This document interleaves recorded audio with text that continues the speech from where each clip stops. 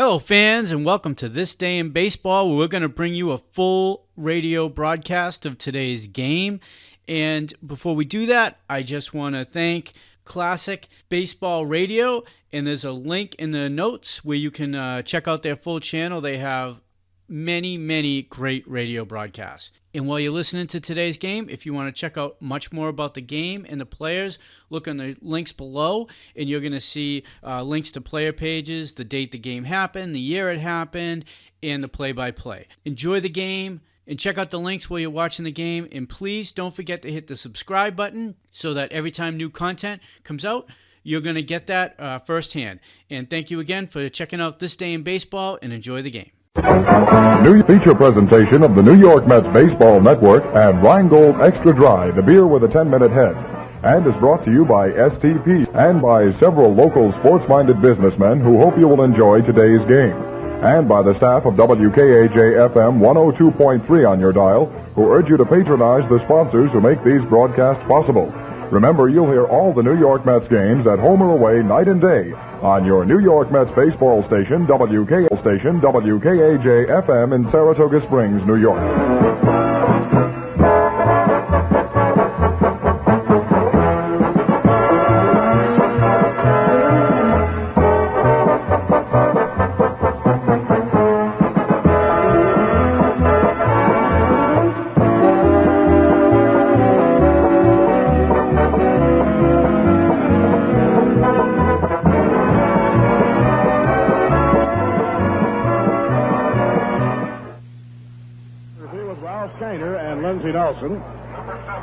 Greeting you from sun-drenched Shea Stadium. And what a welcome change. We have a beautiful day for the game this afternoon. The skies are mostly clear. Bright sunshine has warmed the air. The breeze again will favor the left-hand batters, blowing from left field across toward right. Right now, the umpires are coming out to meet with the managers and discuss the ground rules and exchange the batting order slips. The pitchers in today's game for the New York Mets, Tom Seaver. And on the mound for San Diego, Mike Perkins. So we'll be back with the start of today's game in just 1 minute. Hi, this is Bob Walton at Walton Sports Shop, urging you to stop in and see us when you need sporting equipment. The baseball season is now in full swing. And at Walton's, you'll find a complete selection of all your baseball needs. And remember, if you're a team member, you will receive a discount when you shop Walton's. If you are a camper or hunter, Walton's can fill all your needs too. For the camper, Walton's carries a complete line of camping equipment, and now is a good time to stop in and look over the sleeping bags priced from $8.35 and up. Hunters, you can help the busy farmer who is busy beating off the crows or falling in a woodchuck hole. Help the farmer and have fun at the same time. Walton's has the finest varmint hunting equipment, including guns and hand-loading equipment. At Walton's, you'll find rifle scopes to help make those long shots surer, safer, and more satisfying. Shop Walton Sports Shop on Lake Avenue, Saratoga Springs, where sportsmen cater to sportsmen. Now let's check the lineups and batting orders for today's game with Ralph Kiner. Okay, Bob Murphy, and for the San Diego Padres, the leadoff batter will be Jose Arcia. He'll be playing shortstop, batting second and playing third base, Van Kelly. Batting third in center field, Clarence Gaston. Batting fourth and playing left field, Al Ferrara. Batting fifth at first base, Nate Covert. Batting sixth and playing second base, Dave Campbell. Batting seventh in right field, Jerry Morales. Batting eighth and catching, Bob Barton. And the pitcher, Mike Corkins, batting ninth. For the New York Mets, Tommy Agee will lead off. He'll be playing in center field. Batting second, the shortstop, Bud Harrelson. Batting third at second base, Ken Boswell. Batting fourth in left field, Cleon Jones. Batting fifth, the right fielder, Art Shamsky. Batting sixth at third base, Joe Foy. Batting seventh, playing first base, Ed Kranepool. Batting eighth, the catcher, Jerry Grody. And Tom Seaver, the pitcher, batting ninth. Padres have a record of 6-8. The Mets have won 6 and lost 6. And in the Eastern Division, The Mets are 2 games out of first place. The Cardinals in first place in a tie with the Chicago Cubs. They have won 7 and lost 3. Pittsburgh in third place. They have a record of 7 and 4, a half game back. The Mets at 6 and 6 in fourth place, 2 games back. Philadelphia 4 and 8. They are 4 games behind the St. Louis Cardinals and Chicago Cubs. And Montreal with a record of 1 and 8 in sixth place, 5.5 games behind. Cincinnati with a big victory yesterday, now with a record of 13 and 4, and they lead by 4.5 in the Western Division over the San Francisco Giants. Houston in third, they're 7 and 8 and 5 games back. San Diego fourth, 6 and 8, 5.5 games behind, and Los Angeles 5 and 7. They also are 5.5 games back, and Atlanta in sixth place. They have a record of 5 and 9. San Diego defeated the Mets yesterday 5-3. Chicago beat St. Louis 7-4. Pittsburgh topped Houston 9-8, and Cincinnati beat Atlanta by a 13-8 score. The umpires are taking their stations. Harry Windelstadt will be calling the balls and strikes behind home plate. Tony Vincent will be at first base. Frank Segoy, the umpire, at second base, and Bob Engel will be the umpire at third. This is the final game of the homestand. The Mets then go on a road trip. They'll be playing in Los Angeles tomorrow, should say Friday night. We'll be on the air radio only on Friday at 10:55 New York time. Jerry Kuzman pitching for the Mets against Alan Foster. Saturday will be a 9:55 baseball game, radio only, New York time. And Nolan Ryan against Clyde Osteen. On Sunday, we'll be televising and also broadcasting via the radio. New York time at 4 o'clock will be game time, and Gary Gentry will be the probable pitcher for the Mets against Don Sutton. Mets then move on to play San Francisco and then San Diego. Mets return home for the first night game in their next homestand on May the 5th. It'll be against the Dodgers, playing the Dodgers the 5th, 6th, and 7th all-night baseball games. San Francisco over the weekend. San Francisco on Friday night, Saturday afternoon, a single game on Sunday, Mother's Day. And Montreal to close out the next homestand with a night game on May 11th and a day game on May the 12th. Still waiting for the New York Mets to come out on the field here on a beautiful day for baseball. Wind is blowing out toward right field, diagonally across from the left field foul pole to the right field foul pole. Big news if you're a Chicago Cub fan is the fact that their catcher,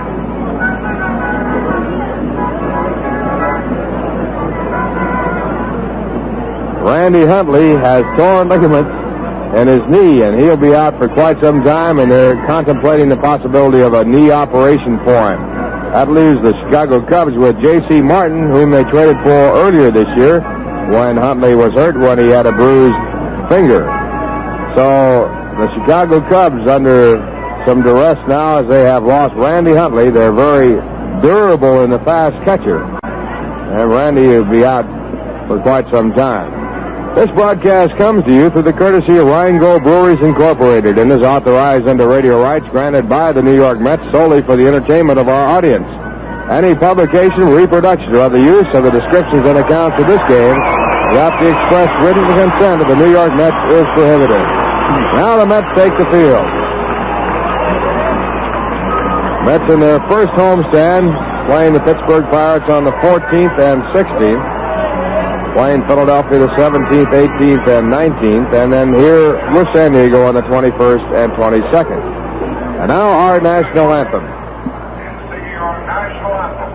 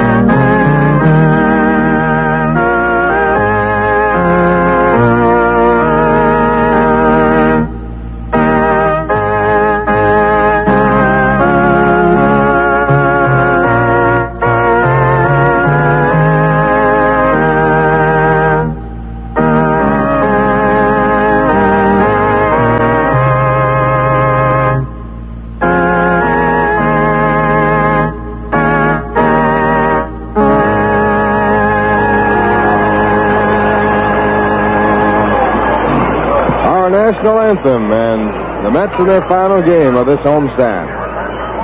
Well, there was a big amount of home run action in Atlanta yesterday as Cincinnati defeated Atlanta 13-8. A total of 10 home runs hit in the ball game, and Cincinnati coming up with 7. Cincinnati Reds off to a fabulous start. They have won 13 and lost 4. Atlanta, of course, hurt by the fact that they have lost some of their strong pitching. And again yesterday, Phil Niekro took the loss. He is now 0-4. In the American League, Detroit leads Baltimore by a half game. Washington in third, 2.5 games out. Boston in fourth place. They trail by 3, and the Yankees 4.5 behind with a 5-9 record. Cleveland also 4.5 behind, 3-7. The Western Division, Minnesota and California in the virtual tie. They lead Kansas City by a 2.5 game margin. Oakland in fourth place, 3 games back. Chicago in fifth. They trail by 4, and Milwaukee in last place in the Western Division with a record of 3-9. Well, just as we took air, we had a package dropped on the broadcasting desk here, and it's a package that contained a book by Tom Seaver. It's called The Perfect Game, Tom Seaver and the Mets by Tom Seaver, with Dick Schaap, and on the cover, good-looking picture of Tom Seaver as he completes his follow-through on a pitch. And right now, as he gets set to go, here for the play-by-play, Bob Murphy. All right, Ralph. Tom Seaver trying for his 3rd win of the season. Jose Arcia, playing shortstop for the Padres, will be leading off. A good-looking day for the ball game, and the first pitch is foul back toward the crowd. Strike 1. In the infield, Gil Hodges has Eddie Kranepool playing first. Ken Boswell is at second. Bud Harrelson at short, and Joe Foy is at third. Now Seaver out of his windup, and the pitch thrown, a breaking ball, swung and missed, strike 2. Cleon Jones in left field, Tommy Agee in center. Around in right field, Art Shamsky. Jerry Grody is behind the plate. 2-strike delivery. It's hit high in the air to a shallow left center. Tommy Agee moving over is under it waiting, and he has it for the out. 1 out and nobody on. Now the number 2 batter in the order, Van Kelly, the third baseman.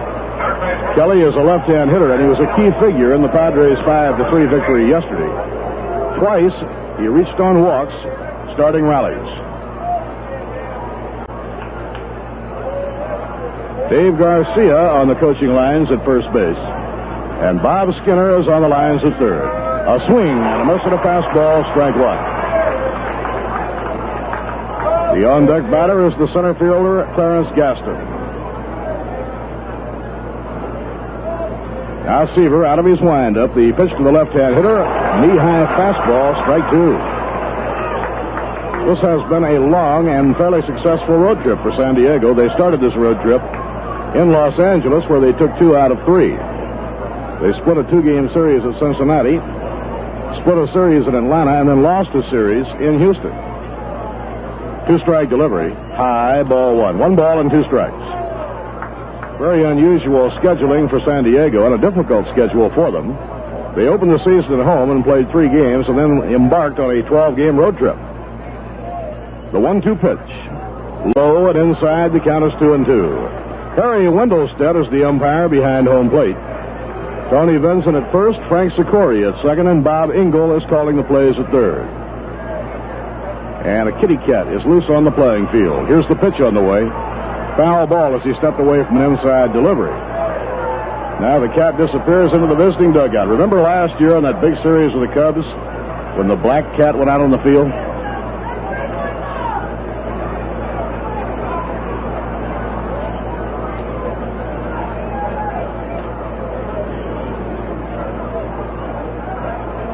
This is the final game of the homestand. The Mets leave tomorrow for Los Angeles. They play the Dodgers Friday night, Saturday night, and Sunday afternoon. Now Seaver's pitch on the way. Strike 3 called, a fastball. Tom Seaver's book that just came out today will make enjoyable reading on the flight going to the West Coast. The book has been running as a series in the Daily News. Number 21. 2 outs and nobody on. Now the center fielder, Clarence Gaston. Gaston off to a great start. He's hitting .345. 19 hits and 55 times at bat. Tall, slender right-hand batter looks at a curve inside, ball one. When the Mets return to open their second homestand of the year, they'll have their first night ball game against the Los Angeles Dodgers on the 5th of May. Swing and a miss at a fastball. 1 ball and 1 strike to Clarence Gaston. Seaver pitched a almost flawless game his last time out in shutting out Philadelphia. The 1-1 delivery, curve fouled off the end of the bat, back toward the crowd, no play. When Seaver shut out the Phillies, it was his 13th career shutout. Last year, in winning 25 and losing only 7, Tom had 5 shutouts. Pitching 1 and 2. Fouled. Look out, Artie. Back toward our broadcasting booth and out of play.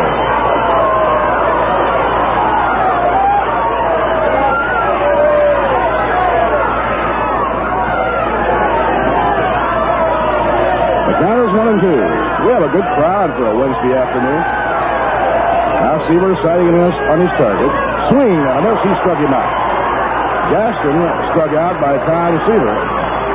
Seaver getting off very impressively. No runs, no hits, no errors, and none left on. And the score in the middle of the first, the San Diego Padres nothing, the New York Mets coming to bat. Having a problem in deciding where to take your group on its next outing? If so, let the Mets Group Sales Department solve it for you. This department is manned by experts in handling both men's and women's groups. These same specialists encourage community and civic organizations, social and fraternal clubs, youth, family, and athletic groups to take in a Mets ball game and enjoy a day at Shea. In addition to providing group ticket sales for a ball game, our representatives will be happy to furnish you with all the details of the beautiful restaurants at Shea Stadium, which are available for parties, large or small, up to 700 persons. For groups of 100 or more, recognition will be given to your organization on the changeable message scoreboard here at Shea. You can easily obtain additional information simply by writing to Group Sales Manager, Shea Stadium, Flushing, New York, 11368. Or, if you like, telephone 212-672-3000. The representative handling your area will be more than happy to personally speak before your men's or women's group, large or small, and explain all the details. Call or write today and enjoy a day at Shea. The San Diego pitcher is Mike Corkins, Corkins. Corkins is 23 years old. He's a right-hander from Riverside, California. The Mets have not seen Corkins previously. This year, Corkins has won none and lost 1. Last year, he was with San Diego for a brief period. He won 1 and lost 3, and he spent the remainder of the year at Elmira in the Eastern League, where he won 8 and lost 14.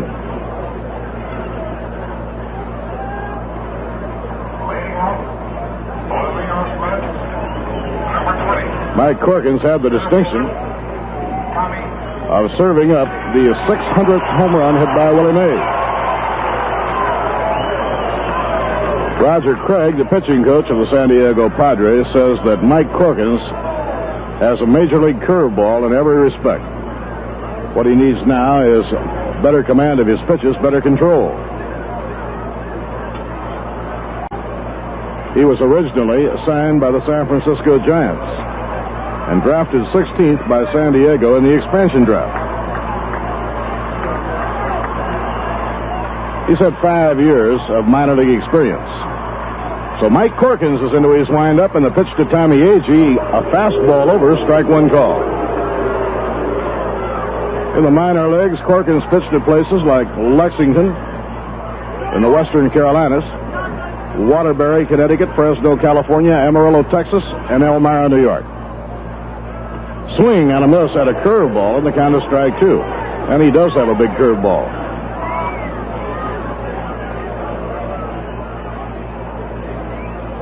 Bud Harrelson is on deck, and then Ken Boswell. Tommy Agee still trying to fight his way out of a batting slump. 2-strike delivery, swing and a miss. He struck him out. Tommy was struck out 3 times yesterday. 1 out and nobody on. Bud Harrelson coming up. Bud is hitting .318, and he's hit safely in 11 of the 12 games played by the Mets. Bud is hitting over 300 left-handed and over 400 right-handed. Now Perkins into his windup. The pitch to Harrelson. Fastball high. He lays off, ball one. What a beautiful day. And how welcomed after the rugged weather of yesterday. The center fielder, Clarence Gaston, playing Bud Harrelson to hit to the opposite field. And the pitch on the way, a swing and a miss. They've been jamming Harrelson a lot, and he has been pulling the ball more this year when batting left-handed. The left fielder, Al Ferrara, playing over toward the line against Harrelson. The 1-1 delivery. Line drive. Caught. Knocked down by the shortstop, Arcia. He had it in his glove just for a moment, but couldn't hold it. And that'll be a base hit by Bud Harrelson. Well, Bud now has hit safely in 12 of the 13 games. A hard line drive, and Arcia, leaving the ground, made a leap high in the air. He had the ball in the pocket of his glove for just an instant, but it would not stick. The time he scrambled and picked it up, it was too late to try and throw out Harrelson. Ken Boswell will be batting. Ken hitting .364 on 8 for 22.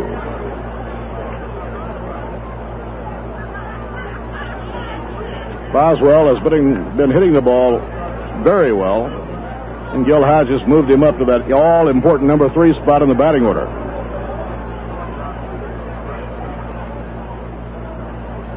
Mets started the year with Joe Foy hitting in the number 3 spot.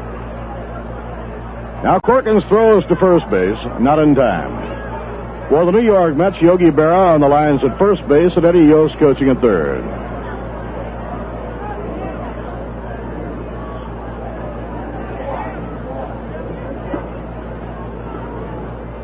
Padres now have their outfield far around to right. Boswell, a pull hitter. And the pitch by Corkins is low, ball one. Boswell gave some thought to that fastball, then decided against it. Cleon Jones, the on-deck batter, and then Art Shamsky. The next home game for the New York Mets will be May 5th, a night game against the Los Angeles Dodgers. And a throw to first, not in time. On the road trip that starts Friday night in Los Angeles, the Mets play 3 over the weekend against the Dodgers and then go to San Francisco for a 3-game series. Low and inside to Boswell, 2 balls and no strikes. They will conclude the road trip in San Diego with a 4-game weekend series. So on the first trip to the West Coast, the Mets will be playing 10 games. 3 in Los Angeles, 3 in San Francisco, and 4 in San Diego. Corkins with a count of 2-0. Here's the pitch. Fouled off, going over toward the Padre dugout.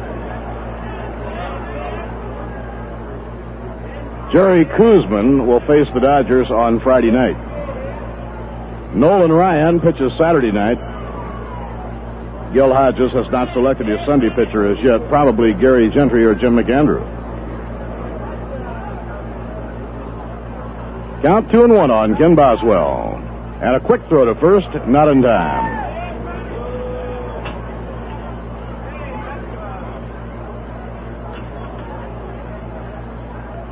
Boswell, left-hand line drive type hitter, and a throw to first.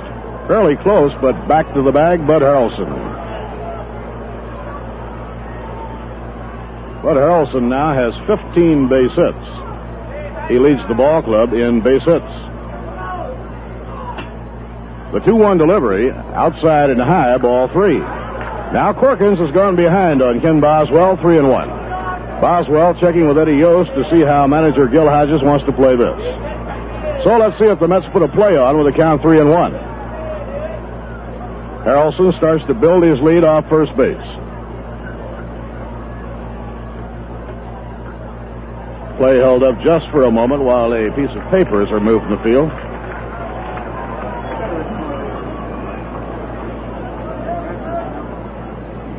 Count 3-1 on Boswell. Harrelson leading off first. He's running the pitch. Hit in the air to deep left center field. It's way out. Going toward the wall. It is off the wall for a base hit.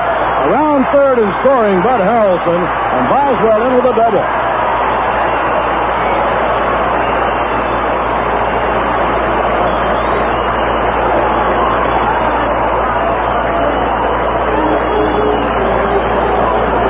Gil had the play on. The Mets were playing hit and run. Harrelson running with the pitch. And Boswell hit the ball 396 feet to left center field. The ball hit the outfield fence on the fly. A run-scoring double by Ken Boswell. For Boswell, his fifth RBI. And the Mets lead 1-0. Now the batter is Cleon Jones. Cleon trying to shake out of a batting slump. At the moment, Cleon has gone 0 for 12. He's had only one hit in his last 18 times at bat. Mike Perkins, the young right-hander, delivers. Outside and high, ball one.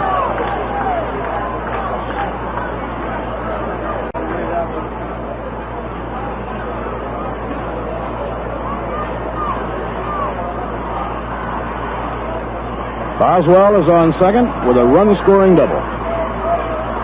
Now the pitch on the way. Breaking ball over to Cleon. 1 ball and 1 strike. Bud Harrelson scoring from first base on the hit-and-run double. The 11th run scored already by Buddy Harrelson. 11 runs scored in 13 ball games.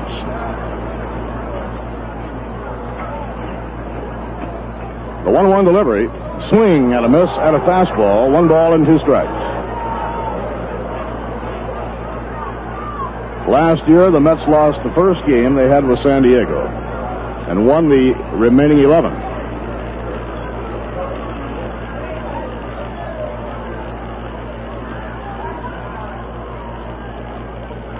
Now the count 1-2 on Cleon Jones. Delivery by Perkins is fouled back toward the crowd. No play. The Mets did very well against the West Coast clubs last year. They beat the Giants 8-4, the Dodgers 8-4, and San Diego 11-1. An overall record of 27-9 against the three clubs from the West Coast. 1-2 now on Cleon Jones. And the pitch by Perkins. Foul ball. Ball bounced up and hit Cleon on the right side of the face. It did not have any sting to it, and Cleon is all right. It's 1 ball and 2 strikes. The Chicago Cubs have lost their star catcher, Randy Hundley, for probably a majority of the season. J.C. Martin has taken over behind the plate. Randy Hundley suffering torn ligaments in his leg in a collision yesterday with the Cardinals' Carl Taylor. And Hundley may be out the rest of the year. The 1-2 delivery. Line drive to second that's caught. No chance for a double play. Dave Campbell getting his glove up to snag the line drive that was well hit by Cleon Jones. Now there are 2 away, and Art Shamsky will be stepping in. Art hitting .379.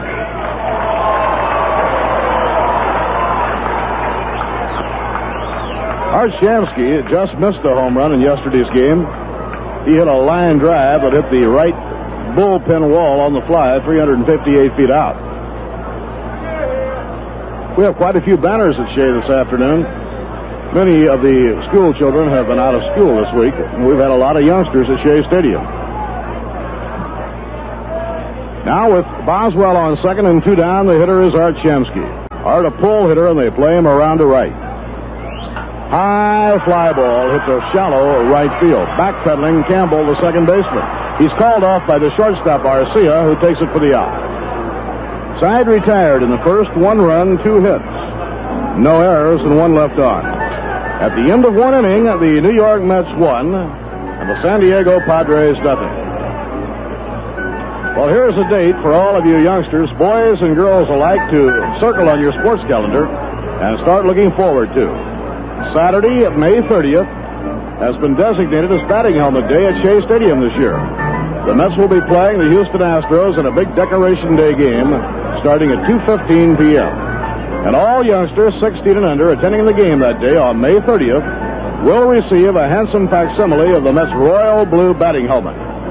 As an added feature, this year's helmet also contains an adjustable strap which ensures a perfect fit for any head size.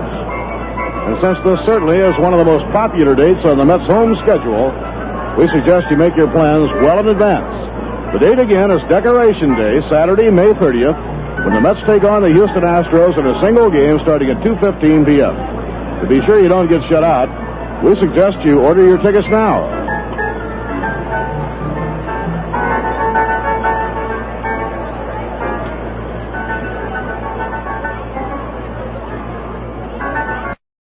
For San Diego, Al Ferrara, the left fielder and cleanup batter, will lead off against Tom Seaver as we go to the second inning. The Giants and Phillies are playing in Philadelphia today. They were postponed yesterday. Rich Robertson pitching for the Giants and Woody Fryman for the Phillies. The Phillies lead 1-0 at the end of 3.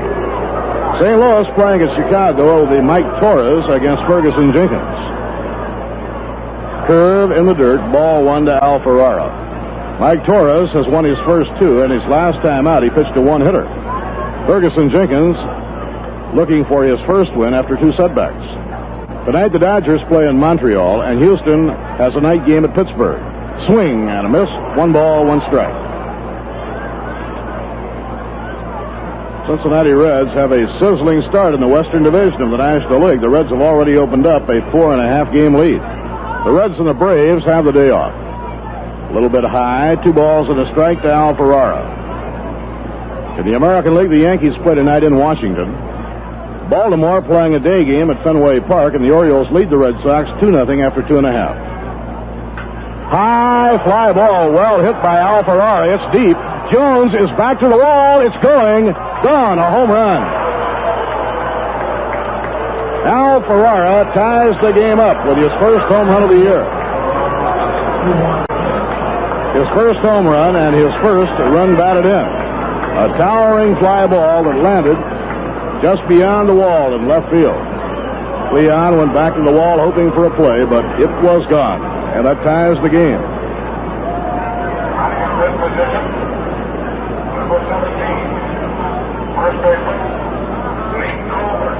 The hitter now is Nate Covert. He already has 6 home runs this year. Fastball in, the strike 1 call. He hit one in yesterday's ball game. As a matter of fact, Covert has had 11 hits this year, and 6 of the 11 have been home runs. Swing and a miss on the count of strike 2. His batting average is just barely over 200. But he has 6 homers and 13 runs batted in. Low and outside, 1 ball and 2 strikes. In the Oriole-Boston game at Fenway Park, Dave McNally pitching for the Birds and Jim Lonborg for the Red Sox. Seaver's 1-2 pitch. High pop-up outside the first base line in foul territory. Cranepool makes the catch. What a towering pop foul. Right here we pause for station identification. This is New York Mets baseball on WKAJ-FM 102.3 in Saratoga Springs, New York.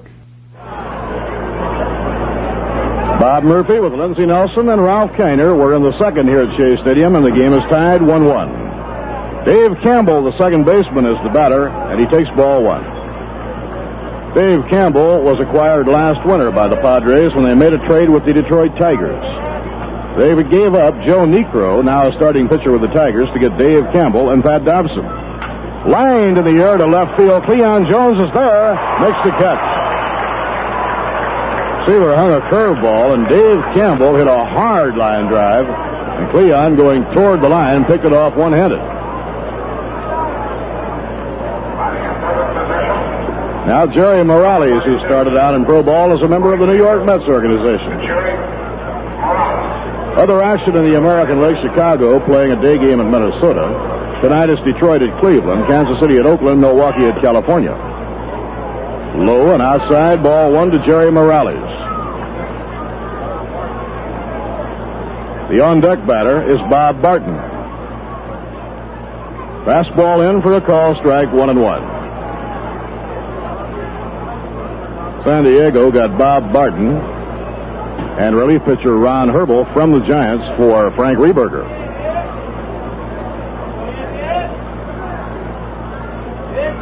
One pitch by Seaver. Fastball over, a call, strike. It's 1 ball and 2 strikes. The Mets scored in the first on a single by Bud Harrelson and a long double by Ken Boswell. Now a curve low and outside, 2-2. And the Padres have tied the game on a home run by Al Ferrara. Pitching 2-2. fouled off the mask of Jerry Grody.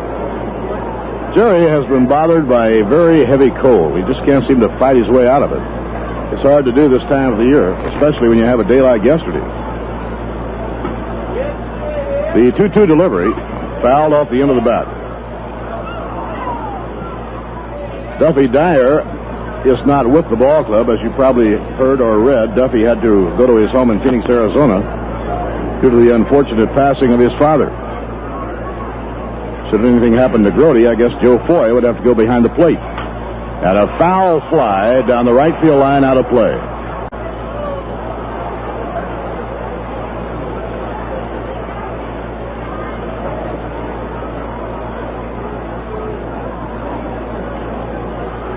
Now Seaver sighting in on his target. Here's the pitch.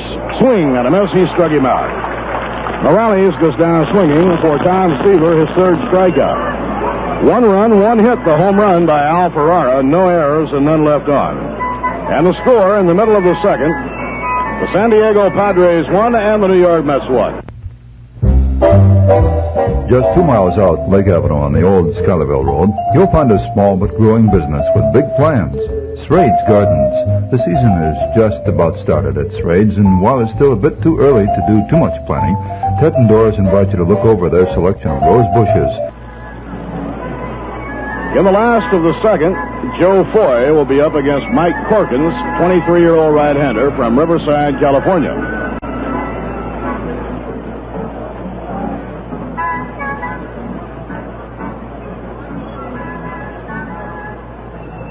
This has been a hard-luck year for the Chicago Cubs' outstanding catcher, Randy Hundley. He was hurt just prior to opening day, and that's when the Cubs made the deal with the New York Mets to get veteran J.C. Martin as a stopgap until Hundley returned. And now, shortly after his return yesterday, he was hurt again, this time seriously. And as they say, he might be out the remainder of the year. Be quite a blow to the Cubs. And a curve on the outside corner now to Joe Foy for a call strike. We've had an unusual number of injuries in the Major League Baseball so far this year. Juan Marichal still has not started for the Giants. Fastball inside, 1 ball and 1 strike. The Atlanta Braves pitching staff badly crippled by injuries. They lost Ron Reed, an 18-game winner, and then they lost their top relief pitcher, Cecil Upshaw. The 1-1 pitch by Perkins is swung and missed by Joe Foy. 1 ball and 2 strikes.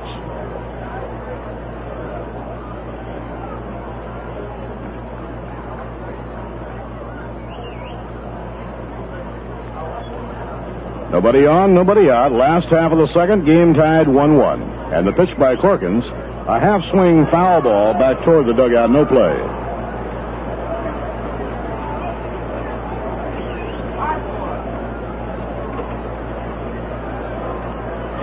We have a lively turnout on this Wednesday afternoon.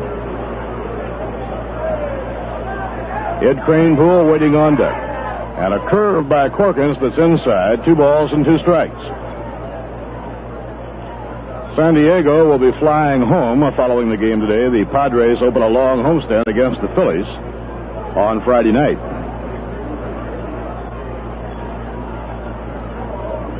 Pitching 2-2. Lined foul deep down the left field line, no play. He hung a curveball and Foy blistered it, but he pulled it a bit too much and it goes foul. San Diego in the outfield has Al Ferrara in left, Clarence Gaston is in center, and Jerry Morales is around in right. Padres have their outfield around the left against Foy. Curve just outside. Ball 3, and it's a full count of 3-2. Ken Boswell did not miss a home run by much when he doubled home Bud Harrelson in the first inning. His double hit the middle of the wall on the fly, 396 feet out. 3-2 pitch, inside, ball 4. Joe Foy starts the inning off for the Mets by reaching on a walk. It brings up Eddie Cranepool. Eddie has 2 hits and 11 times at bat.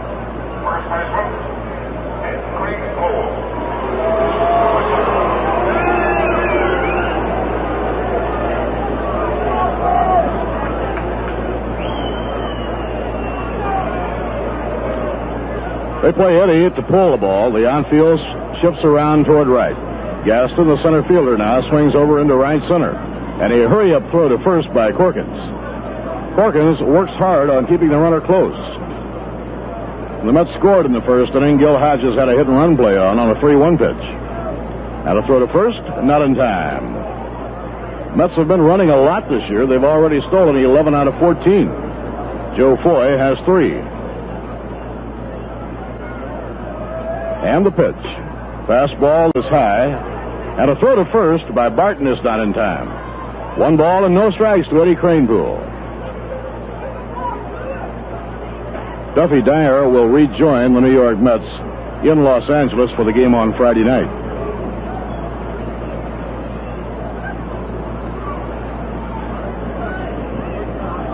Now Mike Corkins getting his information from the catcher Bob Barton.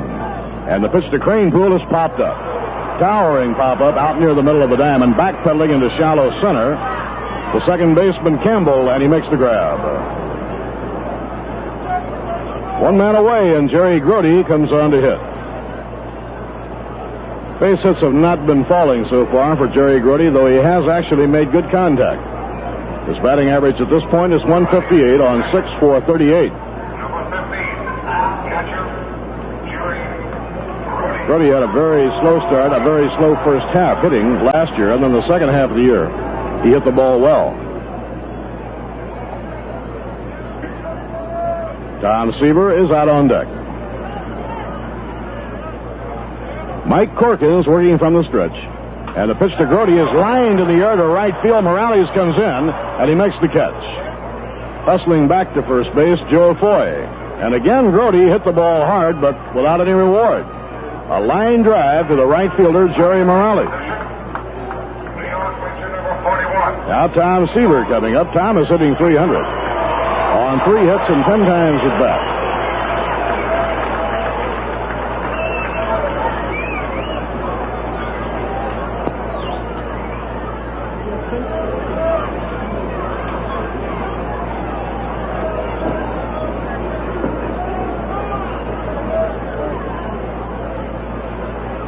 Seaver batting right-handed.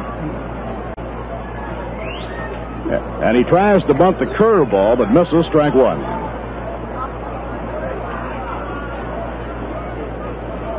Atlanta has always been, since it came into the National League, a great park to hit in. And the Reds and the Braves put on a home run display yesterday.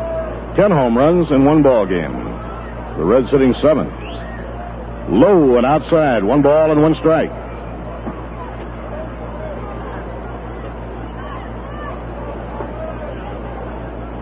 Of the new ballparks that have opened up in the last decade in the National League, I would say Atlanta is certainly the best for the home run hitters. The 1-1 delivery, low and outside. For the most part, the new ballparks take something away from the power hitters.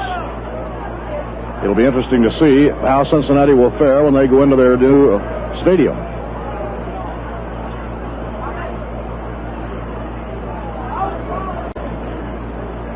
Count 2-1 on Tom Seaver, and the pitch by Mike Corkins. Ground ball tapped to shortstop. Coming in, Arcia. He's up with it, and he throws to first. The side is out. Mets retired. No runs, no hits, no errors, and 1 left. At the end of 2 innings, the score, San Diego 1 and New York 1. Clear the prop.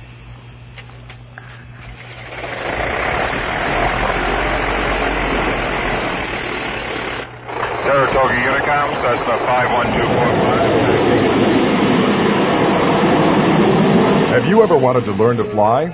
That could be you this summer, taking a friend for a local scenic flight.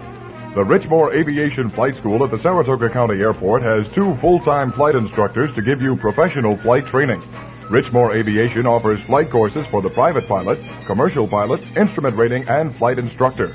Courses include dual and solo flight time, ground school, FAA and FCC books and supplies.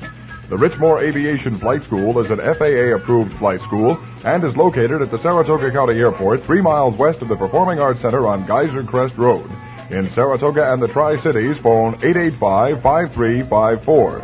Or in Glens Falls, phone 792-9949.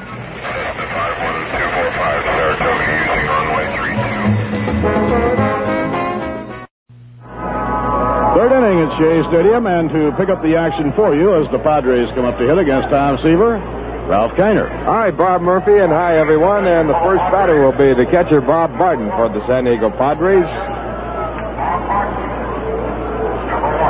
Barton batting for the first time. He's been up 9 times this year without a base hit. Tom Seaver working on the mound. He has given up 1 hit, a home run by Al Ferrara. He has struck out 3. And the first pitch is swung on. It's strike 1. Padres 1 run, 1 hit, no errors. The Mets 1 run, 2 hits, no errors. Mets got their run when Harrelson singled off the glove of the shortstop Arcia and scored on a double by Ken Boswell. Slow curve, low, and it's 1 ball, 1 strike. Padres won yesterday in the 9th inning by scoring 2 runs, winning 5-3. Now pitch back outside, 2 balls, 1 strike. That ball game, Ron Herbel won his first game in relief. It was his 6th relief appearance, and the loser was Cal Kuntz in relief. The starting pitchers were Clay Kirby and Gary Gentry. Now a pitch low and away, a fastball missing, 3 balls, 1 strike.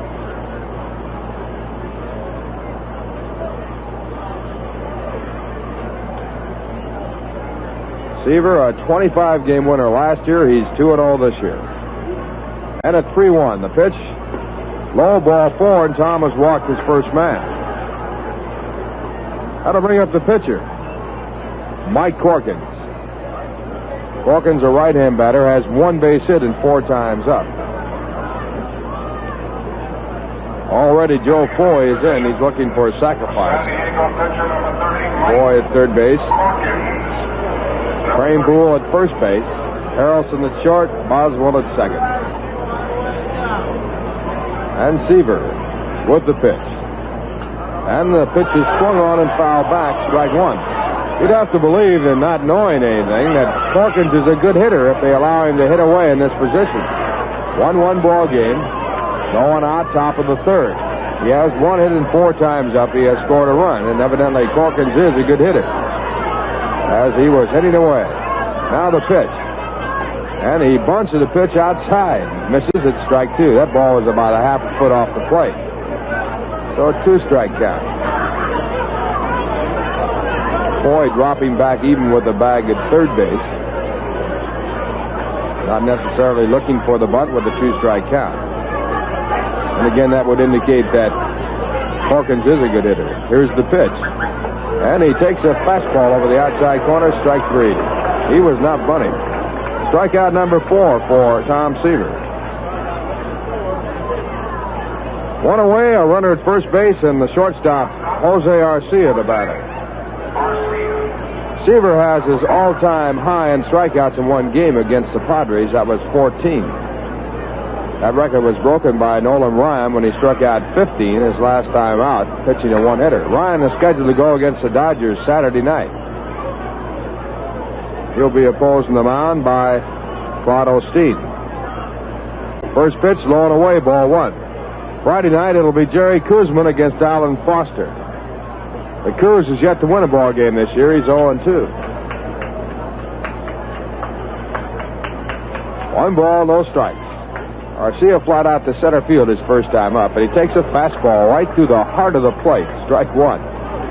And Jerry Grody goes out to talk with Tom Seaver. Arcia hitting 100. He has 2 hits and 20 times up. No extra base hits, no runs batted in, 1 run scored in 11 ball games.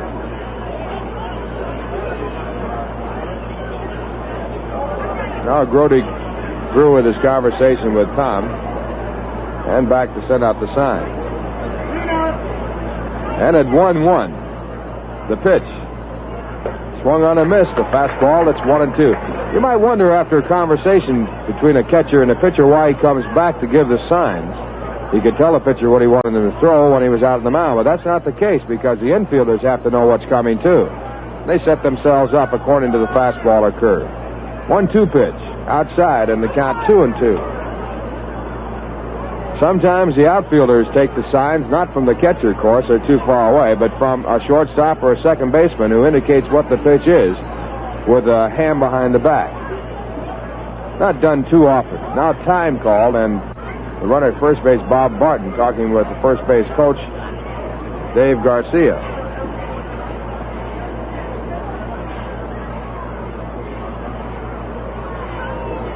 Two balls, two strikes. The pitch hit out towards shallow right. Going back is Boswell. He has room to get to it. Makes the turn and catch. 2 men away.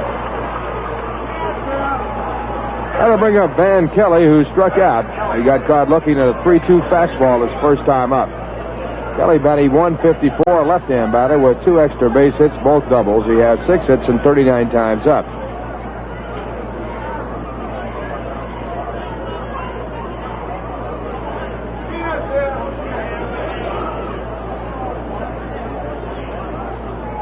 And Seaver from the set position. The runner at first, a 1-1 ball game with the first pitch, and he throws a fastball right on by Kelly. His swing was after the ball was in the catcher's glove. Strike one.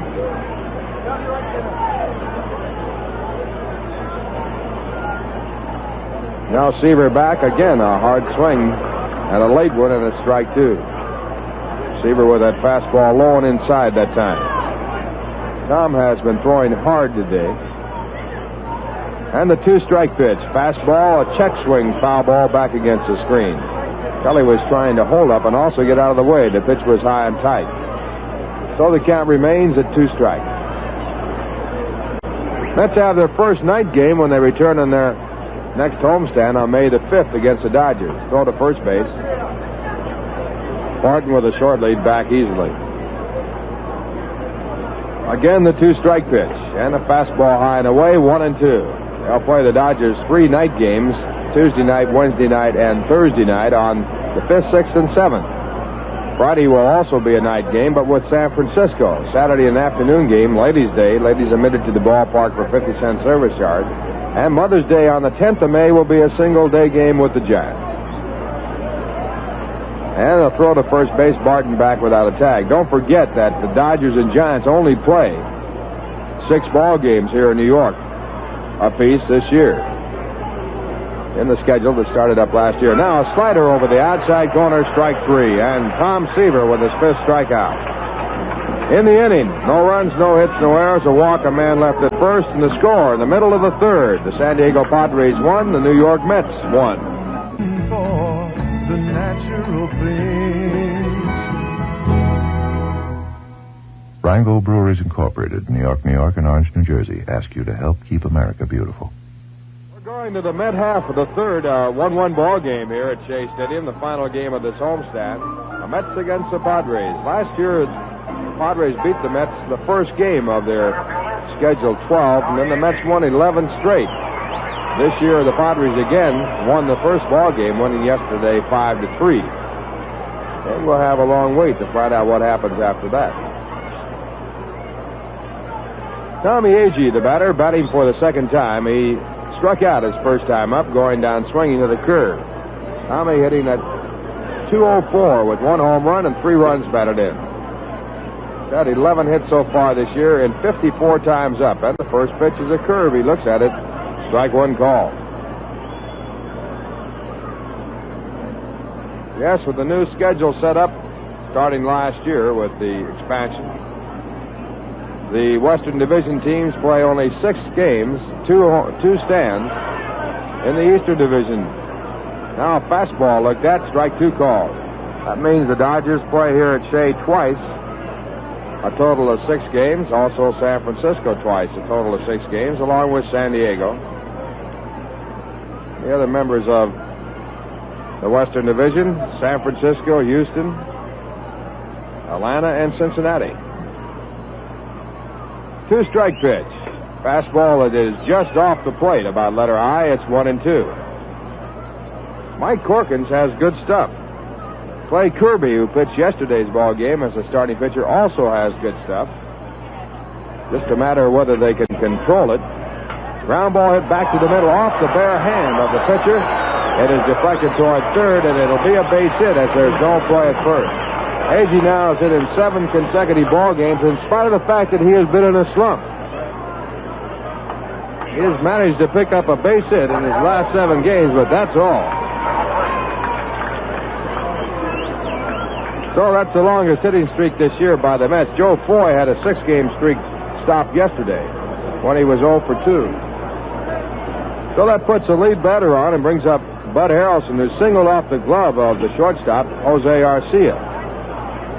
Bud later on scored the Mets' first run and only run. San Diego tied it up on a home run by Ferrara in the second.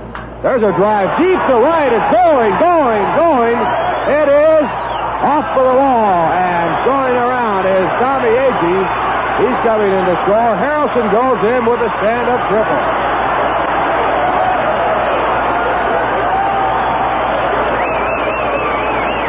Mighty Bud Harrelson with a long triple off of the wall, right down the right field line. That is his third triple of the year. He gets a run batted in, his 5th RBI, and he is now batting at .340 for the year.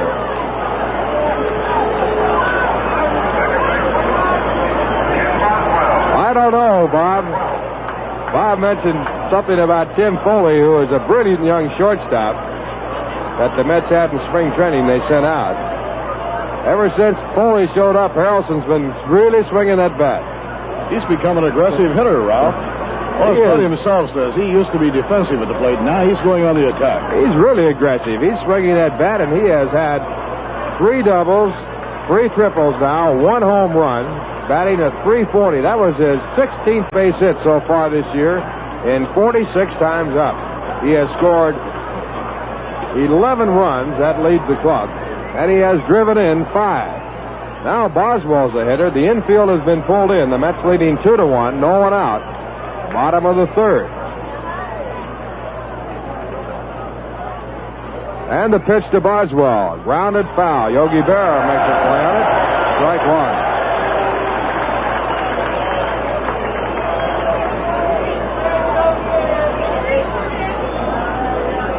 Dave Roberts, a left-hander, throw it in the bullpen now for the Padres.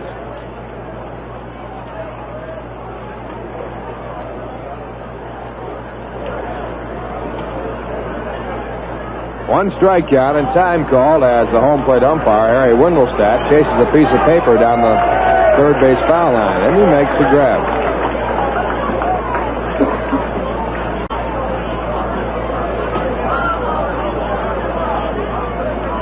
One strikeout. Perkins sets and a pitch out. Throw to third. No, not even close. Bob Barton anticipating a possible safety squeeze, pitching out, but Harrelson not far from the bag, gets back easily. 1 ball, 1 strikeout. Boswell doubled in the first Met run with a long double off the left center field fence. Ken's batting .391 for the season. Curveball outside, it's 2-1. Boswell with 5 runs batted in, 1 home run. He's had 9 hits and 23 times up.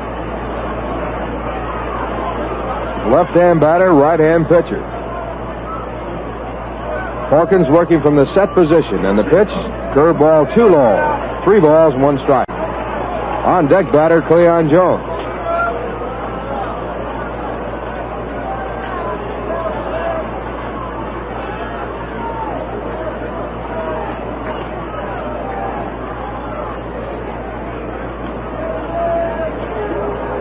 And at 3-1, the pitch by Perkins. Swung on and missed. A high slider. And the count full at 3-2.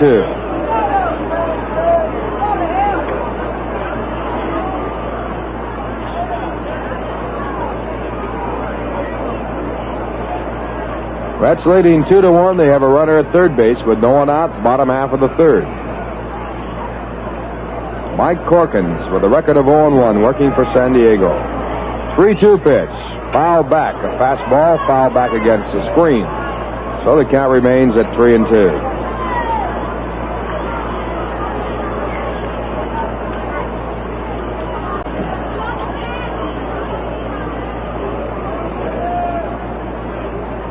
Boswell back in the batter's box. Infield still in. Outfield shaded toward right field. Left fielder Al Ferrara is very deep. Now the 3-2 pitch. Rounded foul. Ball over by Cleon Jones in the on-deck circle. Count remains 3-2. Mets go to San Diego on their next road trip, playing there before returning for their second homestand on the 1st of May, a night game, a day game on the 2nd, a doubleheader on the 3rd. That's Sunday. Now again the 3-2 pitch, and again a foul ball, and Yogi gets his second chance and fields it flawlessly. Yogi Berra started his major league career as an outfielder. That was the only way that Casey could get him in the lineup.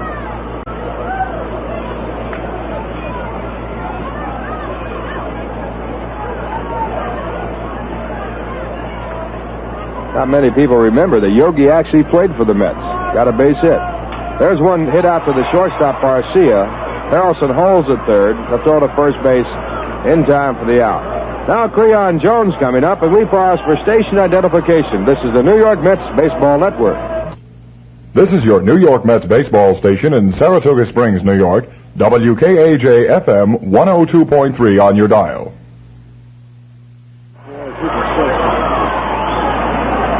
Ralph Kiner along with Bob Murphy and Lindsey Nelson from Shea Stadium. The Mets leading 2-1. They have a runner at third base. And the batter is Cleon Jones. Yogi Berra was 2 for 9 as a New York Met. 2 hits and 9 times up. He scored a run, drove in none. Cleon, a right-hand batter, lined to second his first time up, and he takes inside for a ball. Cleon also in the batting slump, hitting at .267. He's had 12 hits and 45 times up. 3 doubles, 1 triple, 8 runs batted in. No home runs.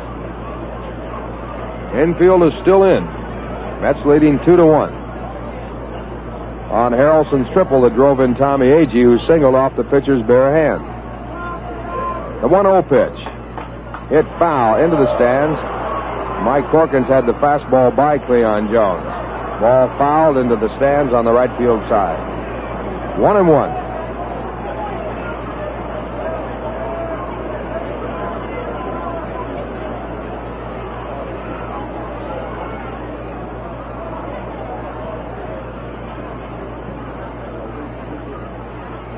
And the 1-1 pitch to Cleon. Fouled into the stands again. Again the fastball, and the count goes to 1 ball and 2 strikes.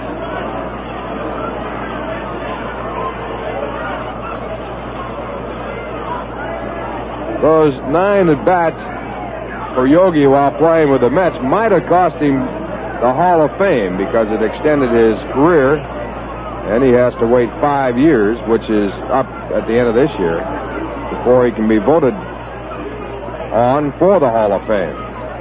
He'll make it someday for sure. Very few make it on the first ballot.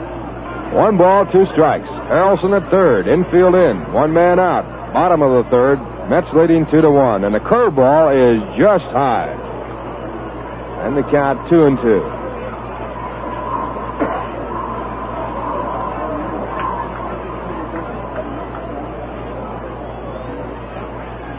Two balls, 2 strikes.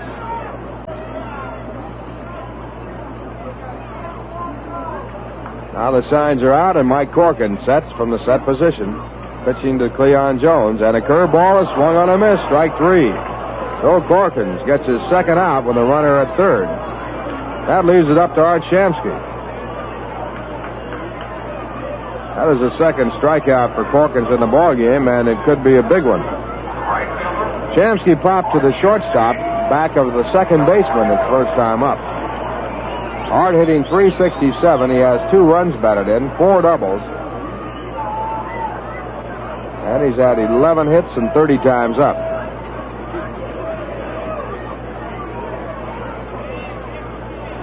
And the first pitch to the left-hand batter, a curve low, it's ball 1.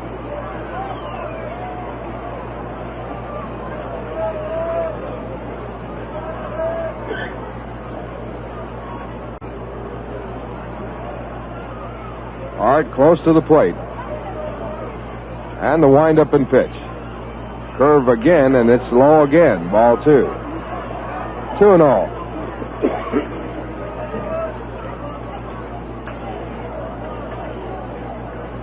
Mets with a record of 6-6 so far this year. The Padres have won 6 and lost 8. They stopped a 3-game losing streak with their win yesterday. And the 2-0 pitch. High, ball 3. 3-0. And Shamsky checks to see whether or not he'll be hitting, and you'd have to say he will be. On deck batter, Joe Foy. They're going to put him on, though. He's not going to get a chance. Here's a pitch way outside, ball 4, and the pitch was almost a wild pitch.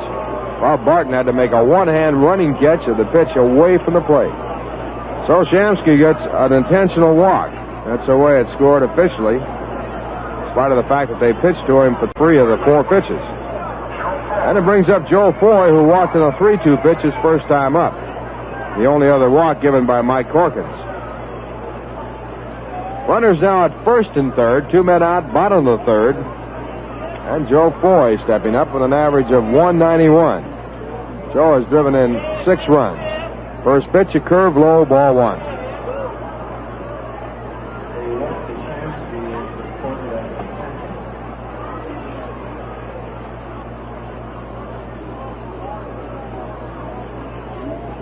One ball, no strikes. Foy trying to get going in the National League. And the pitch. And it's a breaking pitch in for a called strike. 1-1.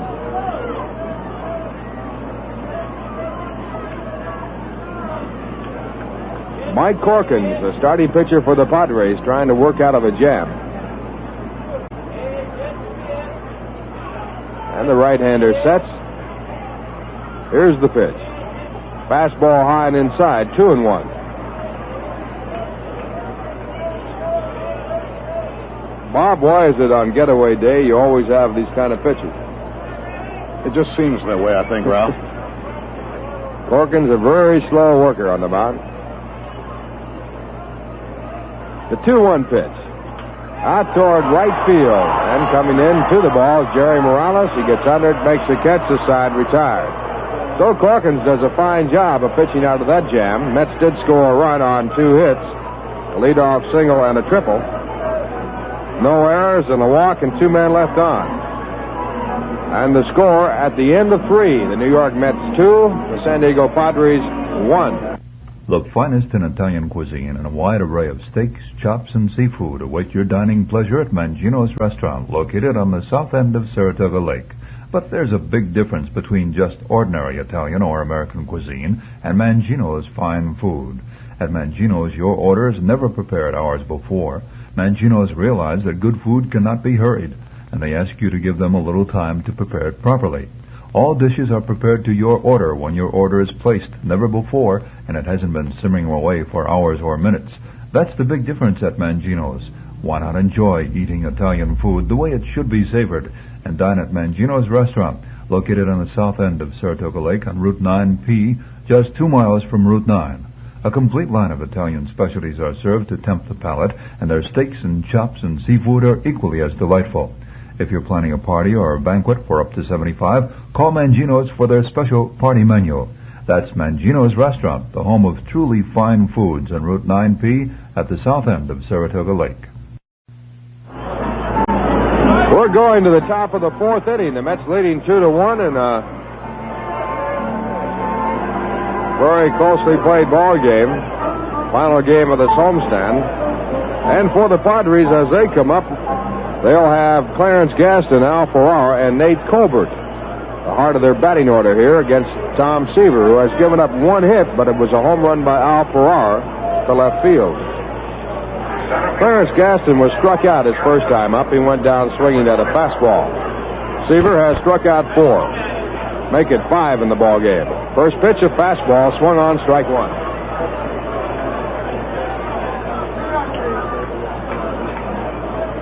Just got a report that Bill Singer of the Los Angeles Dodgers, their strong-arm right-hand pitcher, has hepatitis. Now a slow change curve, and it's in for called strike 2. So the Dodgers will be without his services for at least a month. He has been put on the disabled list. Bill Singer with hepatitis. Pete Mickelson also has had it. Now a slider outside to count 1-2. The entire team, when they return to Los Angeles after tonight's game, Dodgers are going to be checked out for hepatitis. Now a pitch in there for a called strike, and Gaston is sent back on 3 pitches. Strikeout number 6 for Tom Seaver. And it brings up Al Ferrara, who hit a fastball out of the ballpark his first time up.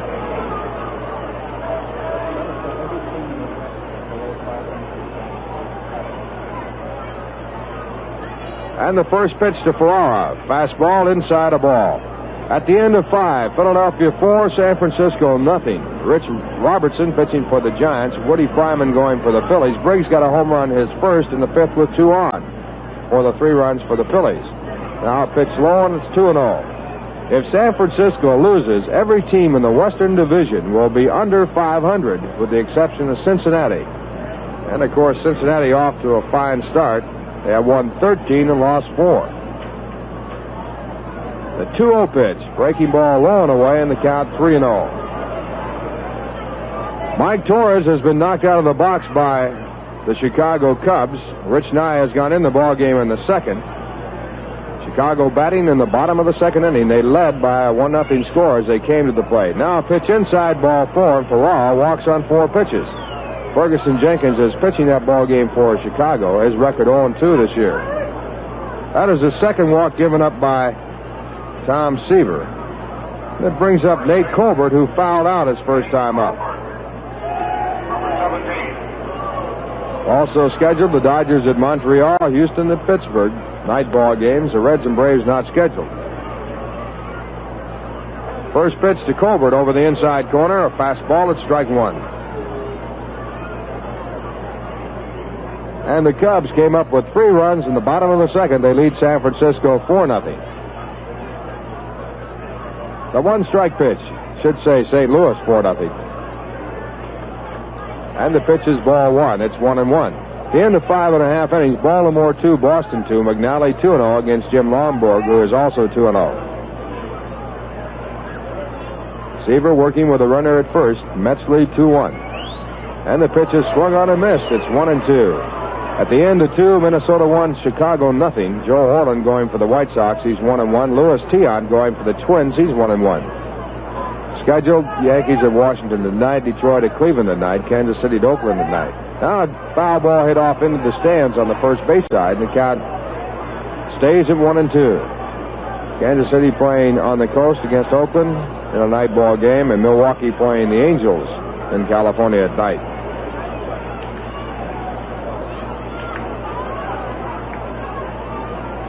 One ball, 2 strikes. And the pitch to Colbert. Hit in the air to center field, left center field. Agee is near the ball, taps his glove, makes the catch. Colbert is out. Ferrara on first base goes back to first after being halfway down the line. That'll bring up Dave Campbell, the second baseman. Dave flied out to left field his first time up. Campbell's hitting .294.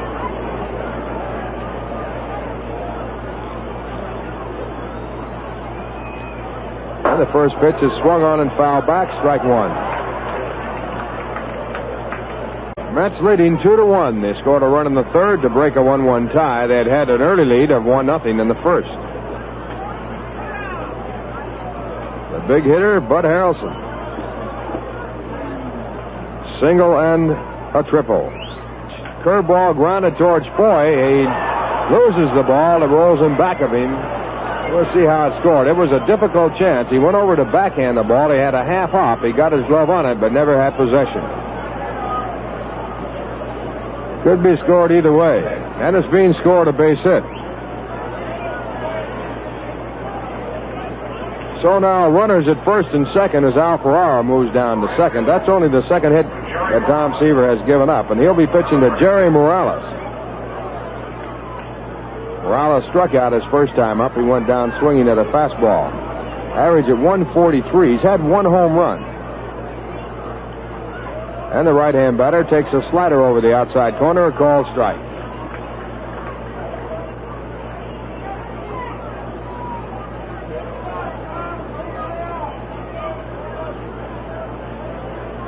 Seaver sets, and the pitch. Fastball that is outside, about belt high, 1-1. Harry Windlestat, the umpire behind home plate. Tony Vincent at first, Frank Sikori at second, Bob Engel at third. Now a fastball swung on and fouled back, and the count 1-2.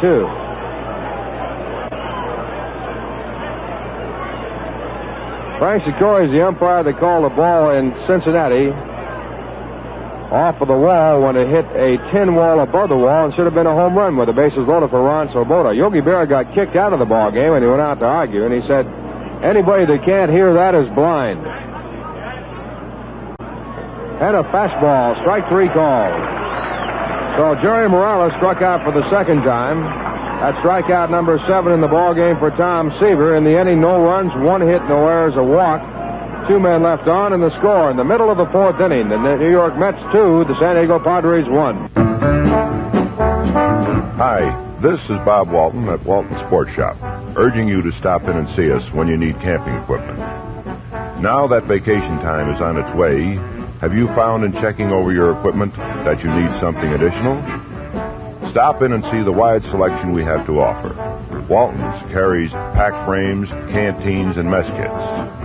If this is your first year for tenting, then be sure that you see Walton's for all styles of tents, air mattresses, and Coleman stoves and lanterns. Walton's also carries a full line of famous name sleeping bags. Of course, at Walton's, hunters can find everything in one convenient location: guns, ammunition, and hand-loading equipment, as well as rifle scopes to make those long shots surer and safer.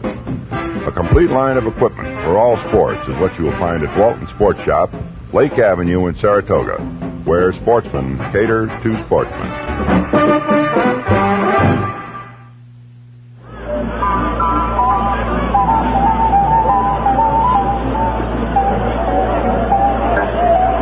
We're going to the mid-half of the 4th inning as they lead 2-1 against the San Diego Padres, and the first batter for the Mets will be Ed Kranepool.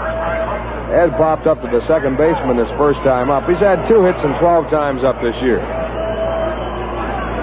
Ed will be followed by Jerry Grote and then Tom Seaver. Mike Corkins, the pitcher for the Padres, he has given up 2 runs, allowed 4 hits. He has struck out 2 and walked 2. And the right-hander's first pitch to Kranepool. Fastball grounded out toward the first baseman. Fielded by Nate Colbert. He throws to the pitcher covering, Mike Corkins, and Kranepool is out on 1 pitch. That brings up Jerry Grote. Jerry lined out to right field his first time up. Jerry's had 6 hits and 39 times up this year. 3 doubles, 1 triple, and 3 runs batted in.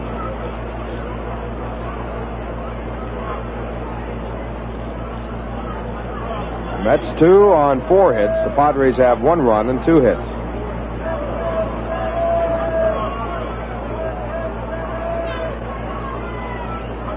And the first pitch to Grote hit in the hole, going over Garcia to field it. He braces, throws the first in the dirt. It's dug out by Colbert, and Grote is out on 1 pitch. So 2 pitches and 2 men away. That'll bring up Tom Seaver. Pitcher, Tom Seaver.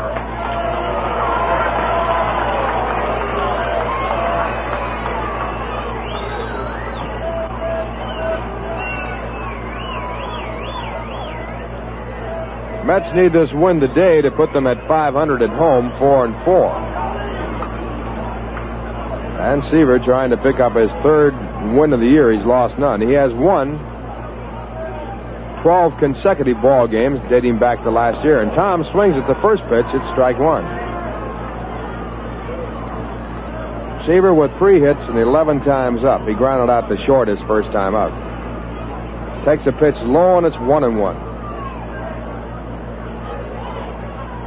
And the 1-1 delivery, a curve, and it's in there for a called strike. 1 ball, 2 strikes. The Mets 2, the Padres 1. 2 men out, bottom of the 4th. Tom Seaver was the Cy Young Award winner last year, and he received his award here from Jack Lang today, Secretary-Treasurer of the Baseball Writers Association of America. And the pitch is in there, foul tip on a check swing, strike 3. 3rd strikeout for Mike Corkins. A 1-2-3 inning, the first time he has retired the Mets in order. And the score at the end of 4, the Mets 2, the San Diego Padres 1. Number 1. In the 5th inning, Bob Barton will be leading off for the San Diego Padres.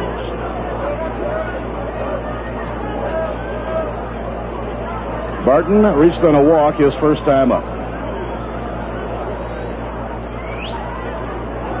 And the first pitch thrown by Tom Seaver, a fastball on the outside corner for a call strike.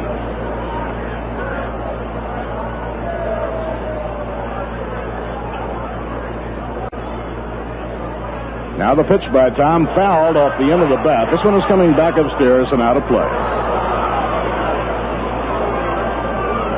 Tom Seaver has struck out 7 in 4 innings.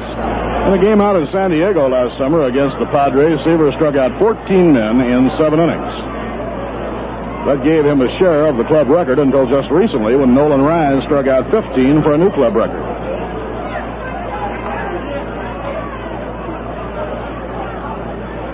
Here's the pitch on the way. Barton holds up, and it may have tipped the bat handle. We'll wait for the signal from the umpire, Harry Wendelstedt. And the count remains a strike 2.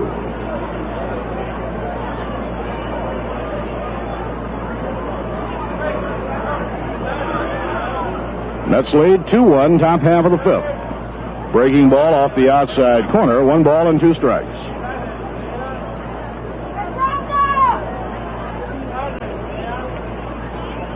Now Seaver's 1-2 delivery, curve that's in the dirt out in front of home plate. That evens the count at 2 balls and 2 strikes. Final game of the homestand for the Mets. Tomorrow, a travel day, they'll be flying to California. The Padres will do their flying right after the game today, going back to San Diego. They open a homestand against Philadelphia on Friday night. The 2-2 pitch, swing and a miss. He got him with a fastball. That is the 8th strikeout for Tom Seaver.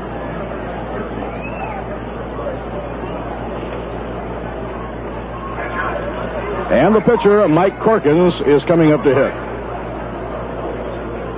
Perkins was called out on strikes his first time at bat. He was up in a bunt situation with a runner on first in the 3rd inning, and Preston Gomez, the manager of the Padres, gave him the green light to swing away. Now a swing and a miss at a high hard one. They say of Mike Perkins that although he doesn't get too many base hits, he is very strong when he makes contact. And they figured in a bunt situation he would be getting a high fastball, a tough pitch to bunt. So they let him swing away, hoping he might make contact and hit it out for a home run.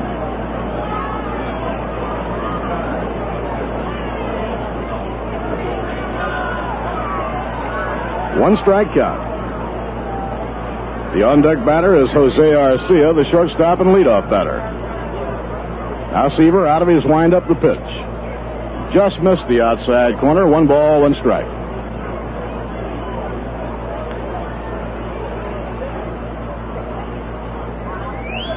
Swing and a miss. Letter high fastball by Tom Seaver. Seaver's had that extra yard on that fastball. He keeps this kind of stuff, he'll wind up in double figures in strikeouts. Pitching 1 and 2. Curve is strike 3 called, and that is number 9. 9 strikeouts now for Tom Seaver in 4 2/3 innings. Seaver, although he has the ability to strike out many hitters, and has struck out more than 200 in each of the last 2 years, does not actually strive for the strikeouts. He prefers to minimize the number of pitches. Arcia, the batter, swinging a miss at a curveball, strike 1.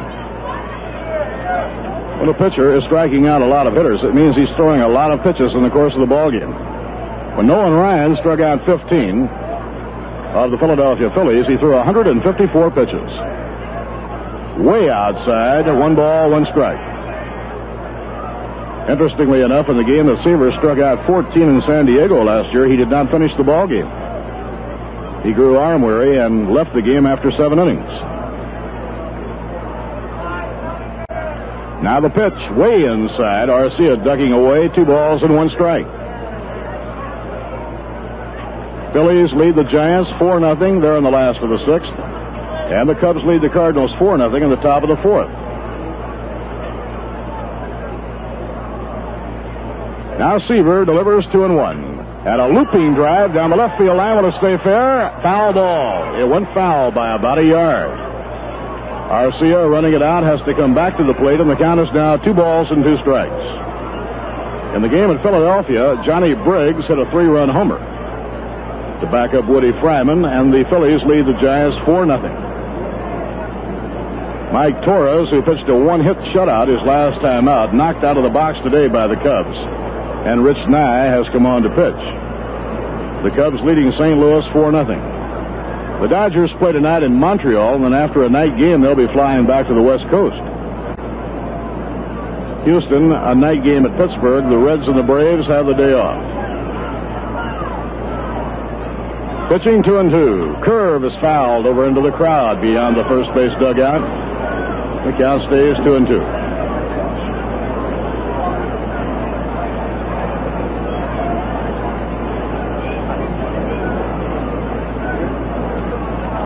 Now the pitch on the way. A ground ball hit toward the hole, cut off by Joe Foy. The throw to Cranepool is in time for the out. Nice play by Foy going off to his left to cut the ball off before it could get into the hole. No runs, no hits, no errors, and none left on. In the middle of the 5th inning at Shea Stadium, the New York Mets 2 and the San Diego Padres 1. Globe Supply, downtown Saratoga, is the place to go for rolling and roll-fast bicycles. You will find a large selection to choose from, and they come in all speeds. Every new bicycle purchased at Globe Supply comes fully assembled and carries a 90-day service and maintenance guarantee. You can also have your bike repaired by experienced mechanics at Globe. For all your bicycle accessories and parts for English or American bikes, shop Globe Supply, downtown Saratoga, open daily from 8:30 a.m. to 6 p.m. and Friday night until 9 p.m. What would your child do about his college expenses if something should happen to you, or if the money you had saved had to go toward a sudden expense? With John Hancock's educational plan, he's guaranteed the full value of the policy if something happens to you. That will help him get a college education, a chance for a better job, and an estimated $180,000 in extra income for your child in later life. For a plan to meet your child's needs for educational funds, call Ben Yanklowitz, 783-5571, or write Ben Yank, Box J, Latham, New York.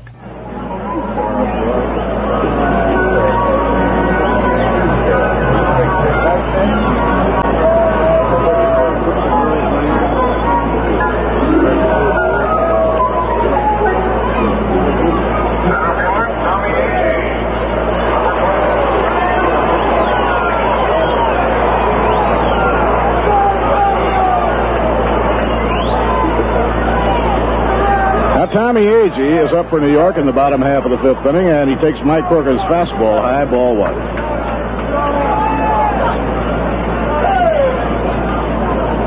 Agee reached on an infield hit his last time at bat and later scored. And a curveball is over for a call strike.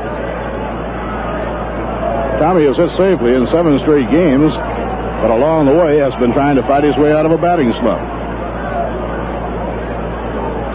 Bud Harrelson on deck, and then Ken Boswell. The 1-1 pitch. Inside, it's ball 2, 2-1. At Fenway Park in Boston, the Orioles and Red Sox are tied 2-2 at the end of 6.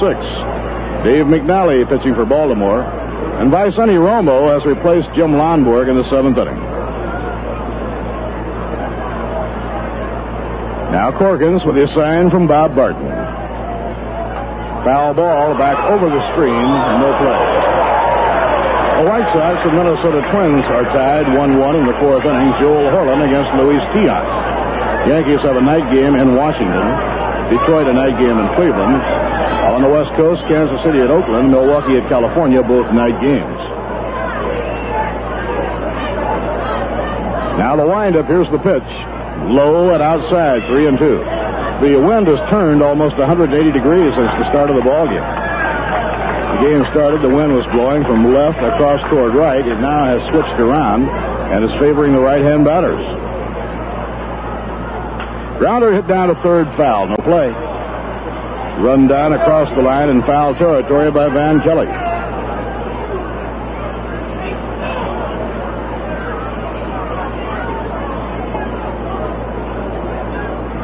Final game of the homestand. Bill Singer of the Dodgers will be sidelined for at least a month as the result of hepatitis.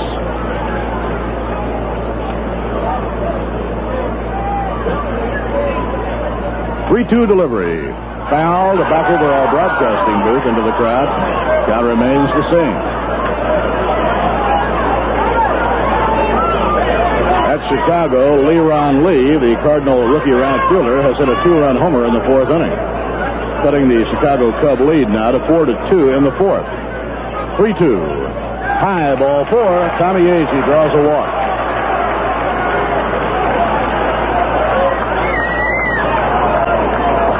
Third walk given up by Mike Perkins. We have a powwow now with the pitcher and the catcher, and before Bud Harrelson steps in, we'll pause for station identification. You're listening to New York Mets baseball on WKAJ-FM 102.3 in Saratoga Springs, New York, the home of the New York Mets. Bob Murphy with Lindsey Nelson and Ralph Kiner. The Mets lead the Padres 2-1. We're in the last half of the fifth inning. The batter, Bud Harrelson. Bud has 2 for 2. A line drive single off the shortstop's glove and a booming triple to right field. And a pitch out, a throw to first base. Agee slides back safely.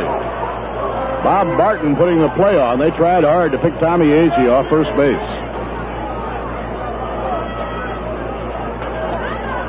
Bud Harrelson leading the ball club in total hits. He has 16. The interesting thing for Harrelson, 7 of the 16 have been extra base hits. And the pitch by Corkins. Off the outside corner, ball 2. It's 2-0. Bud is now hitting .342. In today's game, he hit a hard line drive that went off the shortstop's glove for a base hit. He came around to score on a hit-and-run double by Ken Boswell. Then after Agee reached on an infield hit in the third, he drove him home with a triple. And a throw to first, just lobbed over there. Count remains 2-0 on Bud Harrelson.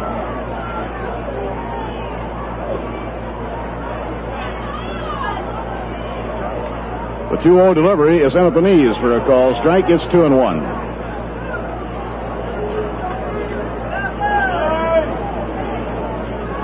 Warm-up action in the San Diego bullpen. Left-hander Dave Roberts. He was up earlier in the ball game when Corkins ran into some difficulty. Pitch to Harrelson is under the knees. Ball 3-1. Van Kelly, the San Diego third baseman, playing in on the grass against Bud Harrelson. The shortstop, Jose Arcia, shades toward second. Mets would like to get some runs for Tom Seaver to work with. 3-1 delivery. The runner goes, and a high fly ball, well hit to right field, but playable. Backpedaling is Morales, and on the edge of the warning track, he makes the catch. Again, the Mets were playing hit and run on a 3-1 pitch, and Harrelson skies out to deep right field. This brings up Kenny Boswell.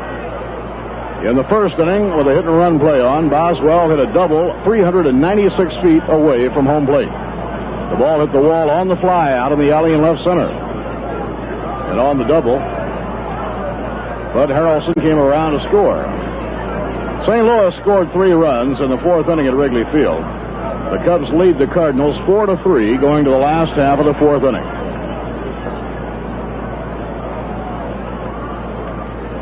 Boswell bounced down his second time up today, so Ken is hitting .375.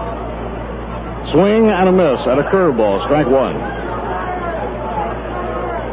Perkins has pitched out of 2 very difficult jams.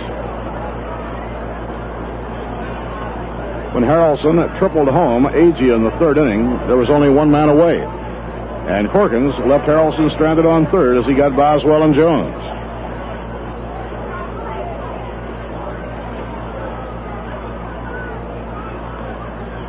Breaking ball on the inside corner, call strike 2.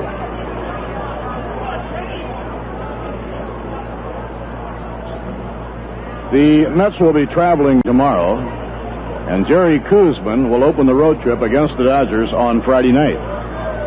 Our broadcast time will be 10:55 p.m. Lobbed over to first base. The Saturday night game at Dodger Stadium is going to start at 7 o'clock in Los Angeles. That means 10 o'clock back in New York, and we'll be on the air with the game. 2-strike pitch. Breaking ball in the dirt, 1 ball and 2 strikes. Mike Corkins, a young right-hander, is a very deliberate type pitcher. He uses a lot of time between pitches.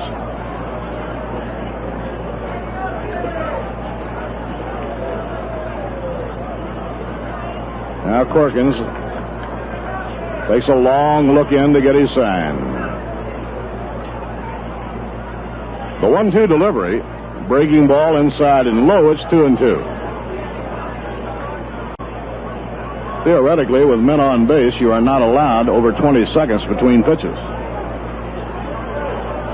A couple of years ago, the umpires carried stopwatches, and they watched it fairly close. Lobbed over to first base by Mike Corkins.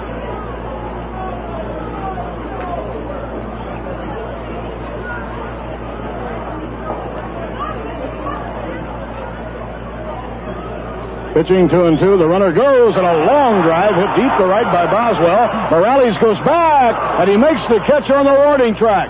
The throw to first base, not in time. Agee gets back ahead of the throw. Boswell ripping it on a hit-and-run play. But Morales made an excellent catch deep in the right field corner. Whirled and threw the ball to first base, but not in time. Agee got back. A drive well hit by Ken Boswell, and Morales made an excellent play. He covered a lot of ground in getting to it. Now Cleon Jones stepping in. Cleon has lined out to second and been struck out, 0-2.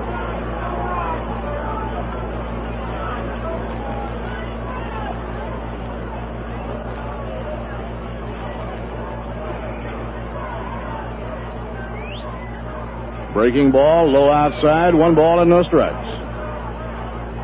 Cleon is now 0 for 14, and he's had only 1 hit in his last 20 times at bat. Cleon will break out, no doubt about it.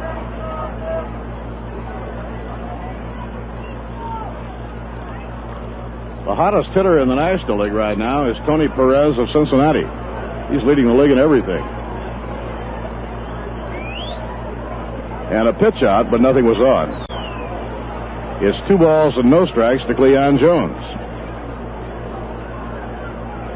Dave Roberts continuing to work in the San Diego bullpen. This is a 2-1 ball game. The Mets leading, and we're in the last half of the 5th inning.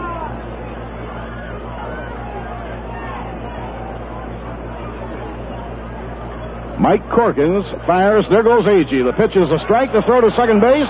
Safe, and he steals the base. For Tommy Agee, his 3rd of the young season. And the Mets, a running ball club this year, now have stolen 12 out of 15. That's the 100th in Tommy Agee's career. Well, Tommy Agee putting himself in scoring position. New computer device they use in operating the big scoreboard this year really gets the information up in a hurry. Already on the message board, that was Agee's 100th steal of his big league career. The count is 2-1 on Cleon Jones. The pitch by Corkins is swung and missed. He went after a breaking ball. It's 2-2.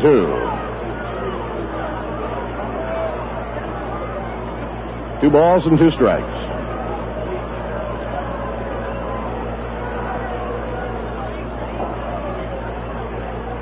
Art Shamsky is in the on-deck circle, hoping that Cleon can save him a turn at bat. Tommy Agee, who drew a walk, is now on second after stealing second base. The 2-2 pitch, and a fly ball hit high in the air to shallow center field. Coming in, Clarence Gaston, also the right fielder Morales. Morales makes the catch in shallow right center. Side retired, no runs, no hits, no errors, 1 left on. At the end of 5, the score, the New York Mets 2 and the San Diego Padres 1. Having a problem in deciding where to take your group on its next outing? If so, let the Mets Group Sales Department solve it for you. This department is manned by experts in handling both men's and women's groups. These same specialists encourage community and civic organizations, social and fraternal clubs, youth, family, and athletic groups to take in a Mets ball game and enjoy a day at Shea.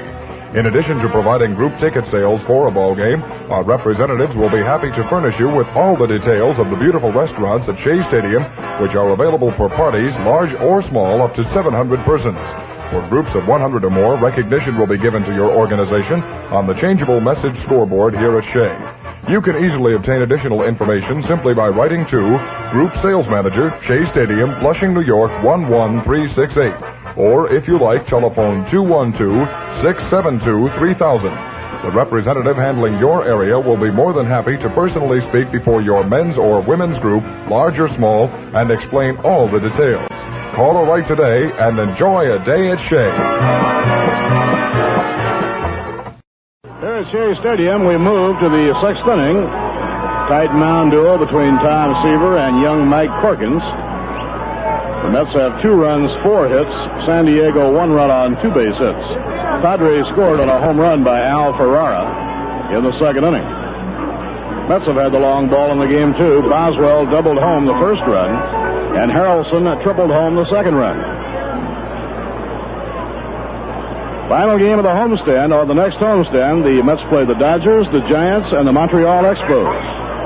3-night games with the Dodgers here at Shea starting on the 5th of May. Then a weekend series against Willie Mays and crew, followed by a 2-game series with Montreal.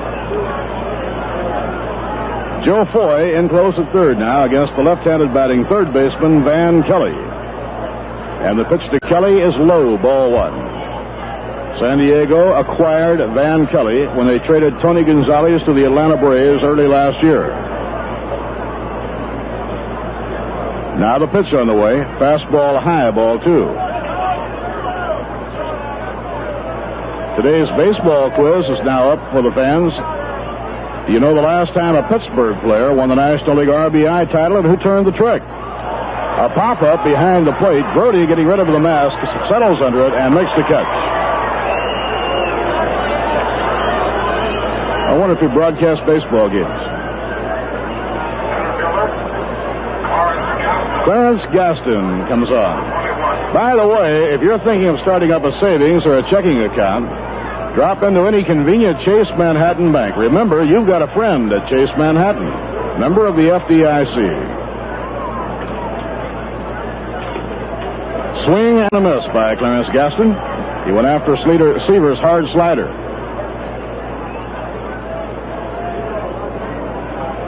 Tom will throw more curveballs than sliders in most cases. And a high fly ball, well hit to right field. Back is Shamsky to the warning track. Now he's there, and he has it for the out. 2 men away as Gaston flies deep to right. And the batter coming on is Al Ferrara. He tied this game up in the second inning with a home run to left. Mets regained the lead in the third on a run-scoring triple by Bud Harrelson.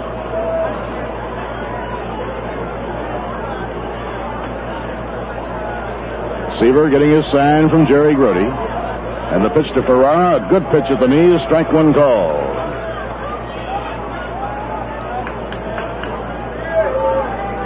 Tom Seaver has walked 2 and struck out 9. Now the pitch on the way, a swing and a miss at a fastball. Seaver had the extra yard on that fastball, and Ferrara almost jumped off the ground trying to hit it. Now Seaver with a 2-strike count to Al Ferrara. In comes the pitch. Strike 3 call. Fastball right down the middle.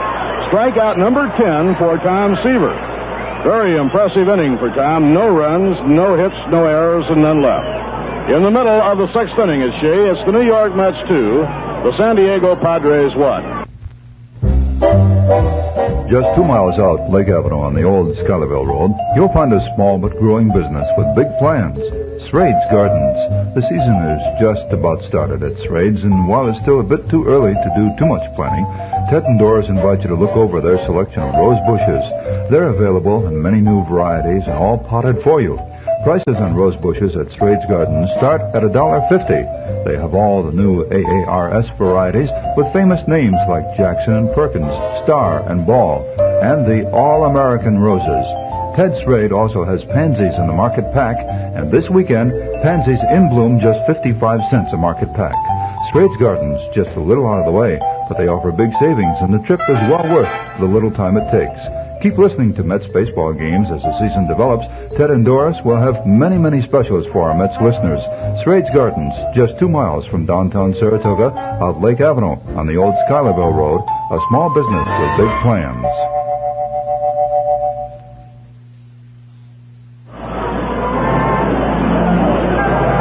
Last of the 6th inning, New York leading 2-1. Art Shamsky will be up against Mike Perkins. Mike Perkins, originally signed by the San Francisco Giants, came to San Diego in the expansion draft. Last year, he was sent to the minor leagues for further schooling. He pitched at Elmira, New York, in the Eastern League. Perkins has a good arm. He throws hard, and he has a big curveball. Mets 2 runs, 4 hits, and no errors. The Padres 1 run, 2 hits, and no errors. When the Mets go to San Diego at the end of the West Coast trip, they'll be playing a 4-game series with games Friday night, Saturday afternoon, and a doubleheader on Sunday.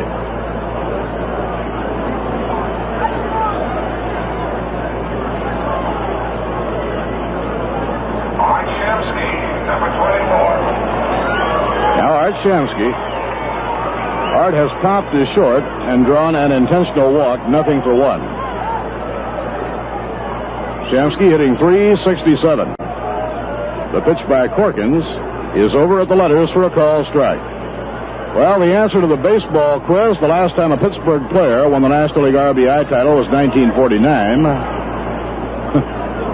And the man was Jim Kiner, Sam Kiner, Mo Kiner, Charlie Kiner, oh yes, Ralph Kiner.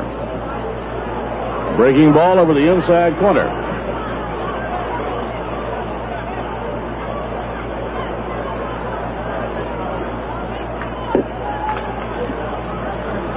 Two-strike count now to Art Shamsky. And the pitch by the right-hander, a fastball high, 1 ball and 2 strikes. Quite a contrast in the pacing between the two pitchers, Tom Seaver and Mike Perkins. Seaver works very rapidly on the mound, and Perkins very deliberately. And a shot on the ground to second, taken on a hop by Dave Campbell.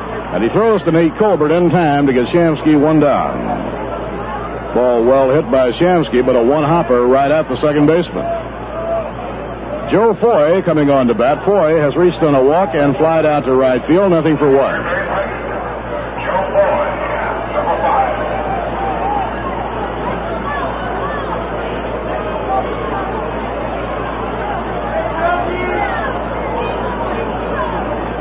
And the pitch. It's high, ball 1.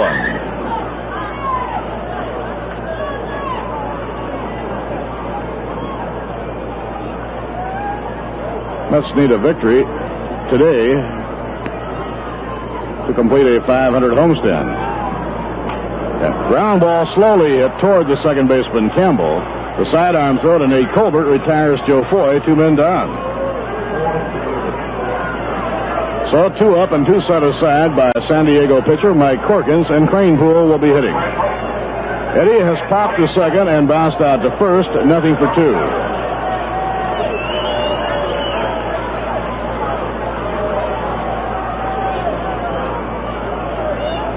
Jerry Grody is the on-deck batter. Cranepool, a pull hitter. Gaston, the center fielder, swings over in the alley in right center. Curve inside and low. That goes into the dirt. 1 ball and no strikes. Woody Fryman has the Giants shut out through 6 innings. Phillies leading 4-0 in Philadelphia. Johnny Briggs hit a 3-run homer.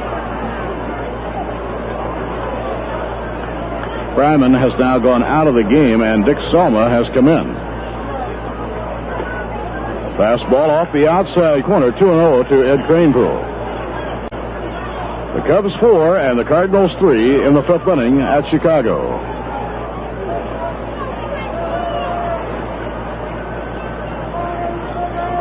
Now the 2-0 delivery by Mike Perkins, way outside, ball 3, 3-0.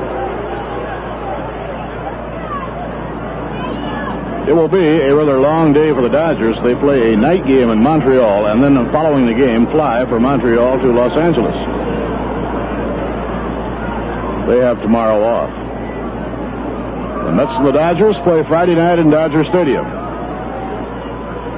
Well, Bob Barton takes a hike out to the mound to talk with his pitcher. The Red Sox got a run in the last of the 7th inning at Fenway to take the lead over Baltimore 3-2. Dave McNally pitching for Baltimore, and Vicente Romo relieved Jim Lonborg in the 7th inning. The White Sox and the Twins tied 1-1 going to the last half of the 5th inning. 3-0 pitch is over, a call strike, 3-1 now to Eddie Kranepool.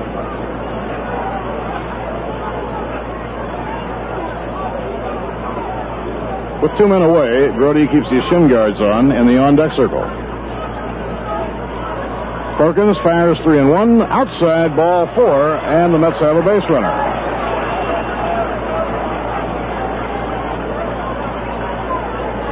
The 4th walk given up by Mike Perkins. And Jerry Grody will be coming up to hit. Grody has lined out to right and bounced out to short, nothing for 2.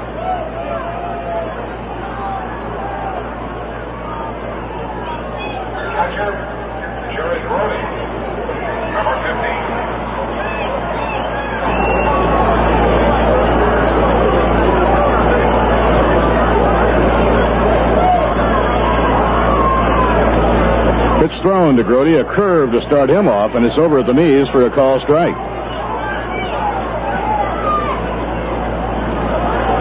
Yogi Berra coaching at first, Eddie Yost at third.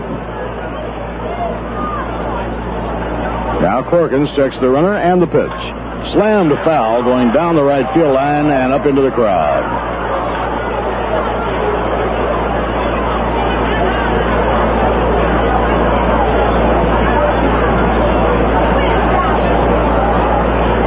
This has been almost a perfect day for a ball game. Beautiful day. 2-strike pitch. It's over. Strike 3 call. Grody is caught looking at a fastball. For Mike Perkins, his 4th strikeout. No runs, no hits, no errors, and 1 left on. At the end of 6 innings at Shea Stadium, the New York Mets 2 and the San Diego Padres 1. Am a going on a long journey. I will be following the springs. It is high time that I was searching for the natural things. At Rheingold, we brew beer with the natural things. We believe a glass of beer should be a simple thing made with natural ingredients. Good water, North Dakota barley, great American corn, imported and domestic hops, and time. A simple thing that lets Rheingold carbonate itself naturally. If you wonder why Rheingold Extra Dry tastes better than other beers, it's because we keep it simple and natural. Natural Rheingold. It is high time that I was searching for the natural things. Rheingold Breweries Incorporated, New York, New York, and Orange, New Jersey, ask you to help keep America beautiful. The Mets have a 2-1 lead now as we go to the top half of the 7th inning, and it'll be Nate Covert up to lead off for the San Diego Padres. Through 7 innings of play, the New York Mets 2 runs, 4 hits, no errors, and the San Diego Padres 1 run, 2 hits, and no errors. Tom Seaver has struck out 10 and walked 2.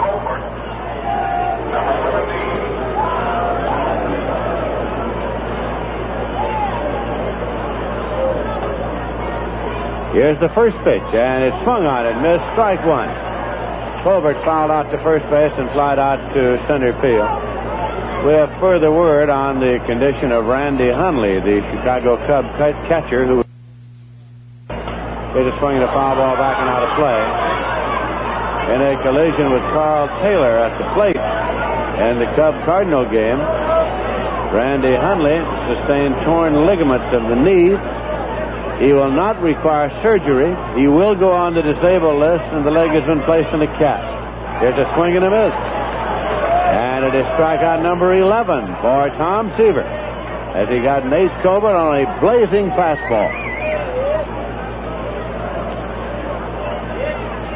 Dave Campbell's coming up. He lined to left and had a base hit. Seaver has allowed 2 hits. A home run by Ferrara and an infield hit by Dave Campbell. Curveball, hammered foul on the ground over into the San Diego dugout for strike 1.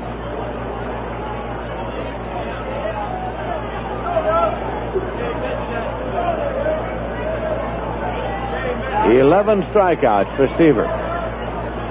Swing and a miss. It's strike 2. You may recall that last Saturday here against the Philadelphia Phillies, Nolan Ryan set a new Met Club strikeout record for a 9-inning game with 15. Here's a curveball fouled off. Count holds 0-2 to Dave Campbell.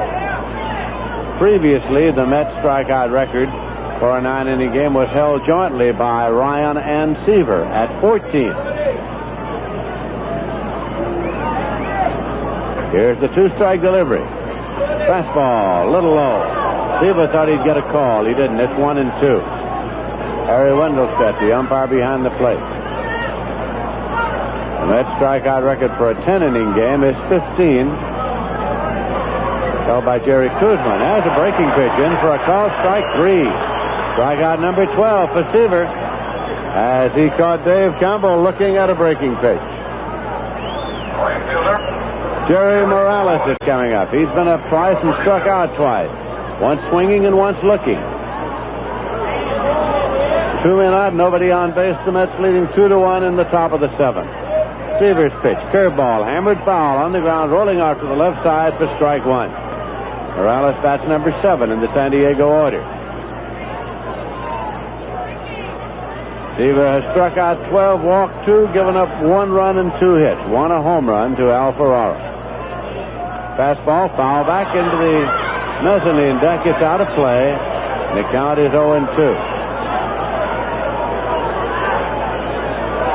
Dave Roberts up and throwing again in the bullpen for the San Diego Padres as they get down toward the end of their batting order. Here's a swing and a foul ball off and out of play. He almost had that one by Morales. Just got a little wood on it. And a late swing. It's 0-2.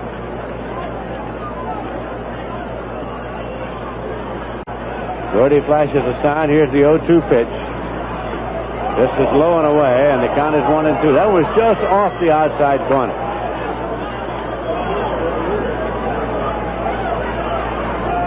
Now the 1-2 pitch to Morales. Swung on and foul back. It's out of play, and the count holds 1-2. Seaver has struck out Covert and Campbell in this inning, and now he's trying to get by Morales for 3 strikeouts in the 7th. The count is 1 ball and 2 strikes. And here's the pitch. Breaks low and away. The count goes to 2 balls and 2 strikes.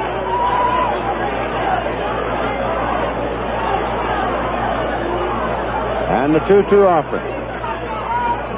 Misses low and away, so the count is 3-2. Seaver's gone full to Morales with Barton on deck. Barton has walked and struck out today. This is the payoff pitch. It's on the way. Struck him out. Fastball down the pipe. So Seaver has struck out the side in the 7th inning. He has a total of 13 through the 7 innings. In the top of the 7th, no runs, no hits, no errors, and none left. And in the middle of the 7th inning, the score is the Mets 2 and the Padres 1.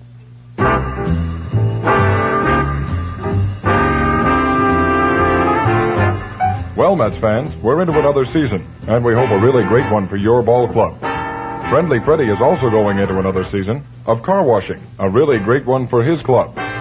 Friendly Freddy's is the only fully automatic car wash in Saratoga Springs. Their motto is, nothing for you to do but sit back and relax. Friendly Freddy's Car Wash offers you the quickest and most convenient car washing service in Saratoga. They're located on High Rock Avenue, 1 block off Lake Avenue. At Friendly Freddy's, they have a facility for everyone. A coin-operated wash for the do-it-yourselfers, the most up-to-date vacuum cleaners, and, of course, the automatic car wash. You just drive in, stay in your automobile, and before you know it, your car is coming out cleaned and, if you like, waxed. All this service for only $1.25. Wax is 50 cents extra. Believe me, Mets fans, this is a bargain with today's inflated prices. Come on in and give them a try. Such orders carry a 25-cent service charge to cover the cost of handling and mailing.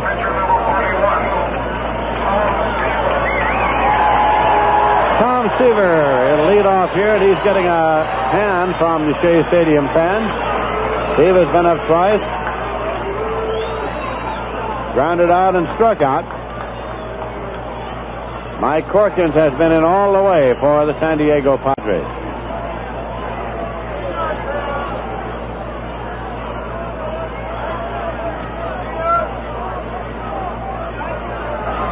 Perkins takes a sign from Bob Barton. Here's the first pitch in the bottom of the 7th, and it is low for a ball. Tommy Agee waiting on deck. Tom Dukes and Dave Roberts are throwing in the bullpen for the Padres. Tom Dukes, Dave Roberts. Dukes is a right-hander, Roberts a left-hander. Pitch to Seaver misses, or rather gets the outside corner. It's 1-1. Caught the outside corner. 1 ball and 1 strike. The Mets 2 runs, 4 hits. San Diego 1 run, 2 hits. Perkins has struck out 4 and walked 4. Curveball goes high, and it's 2-1. The Mets got a run into first when, with 1 man out, Bud Harrelson singled, and on a hit-and-run play, Boswell doubled off the base of the wall in left center to score Harrelson from first base. 2-1 pitch, swung on and missed. It's 2-2. Then the Mets scored another run in the bottom of the 3rd after Agee got a base hit. Bud Harrelson tripled down to the right field corner to score Agee from first base. 2-2 pitch, hit on the ground to second. It's taken by Campbell and played to first in time, 1 away. We pause for station identification. This is the New York Mets Baseball Network. You're listening to New York Mets baseball on WKAJ-FM 102.3 in Saratoga Springs, New York, the home of the New York Mets. This is Lindsey Nelson with Bob Murphy and Ralph Kiner at Shea Stadium in New York, and Agee is up with 1 man out and nobody on. He's 1 for 2 and a walk. He has hit safely in 7 consecutive games. But his batting average is .218. Perkins with a breaking pitch, swung on and missed. Chased low and away by Agee.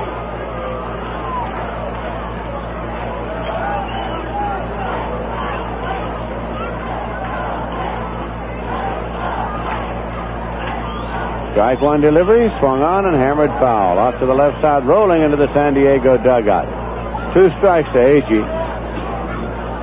Of the Met 4 hits, Harrelson has had 2, Agee has had 1, and Boswell has had 1.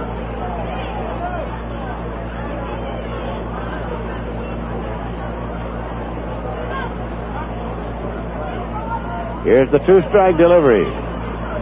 It's high for a ball, 1-2.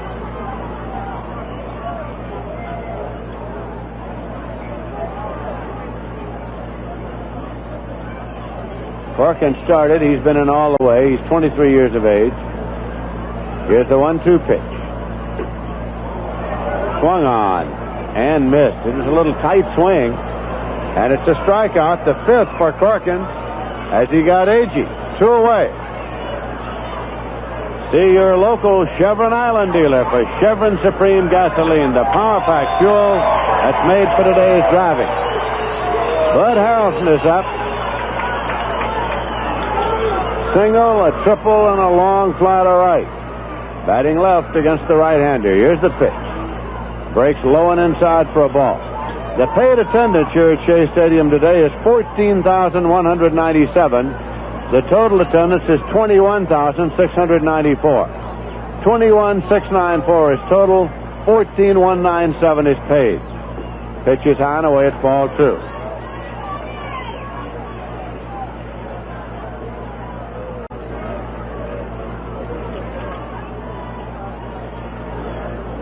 2-0, the count to Harrelson. The Mets lead the Padres 2-1 in the bottom of the 7th inning. That's outside for a ball.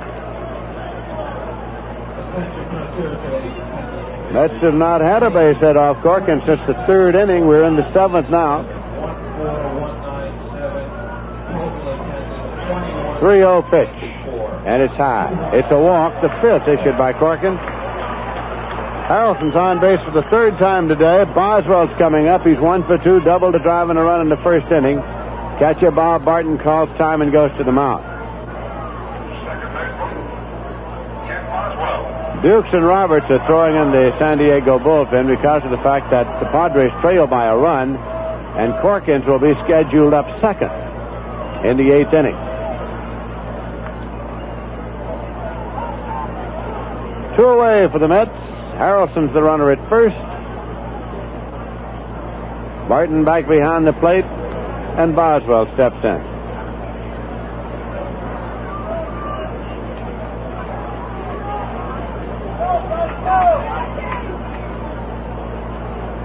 Throw to first. Harrelson's back safely.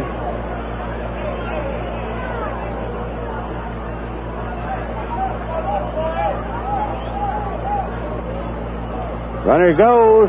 Pitch is low and away. Throw to second, and he is out. A head-first slide by Harrelson, who is down on all fours at the bag. He is tagged out by Arcia, and the side is retired with no runs, no hits, no errors, none left. The end of 7 full innings of play, the score is the Mets 2 and the Padres 1.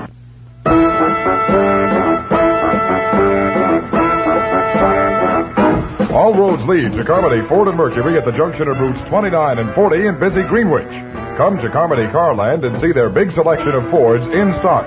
You'll find Torinos, Mustangs, Thunderbirds, Falcons, and the new Maverick in dozens of different body styles. Remember, you can't say Carmody without saying car. And for the best deal on a car, see Bill Rowe, Joe Zostak, or Jack Carmody. A good bunch of guys to do business with at Carmody Ford. Before you buy, check the Carmody deal. You'll like doing business at Carmody. Their overhead is low, and at Carmody Ford, everybody works to serve their customers. There are no padded payrolls. Every dollar you pay goes into automobile value. Take the pleasant drive to Greenwich. It's only minutes to Carmody, your country Ford dealer. For the best deal on a car, see the men at Carmody Ford and Mercury. You can't say Carmody without saying car, and the best deal on a car is at Carmody Ford and Mercury at the junction of routes 29 and 40 in busy Greenwich.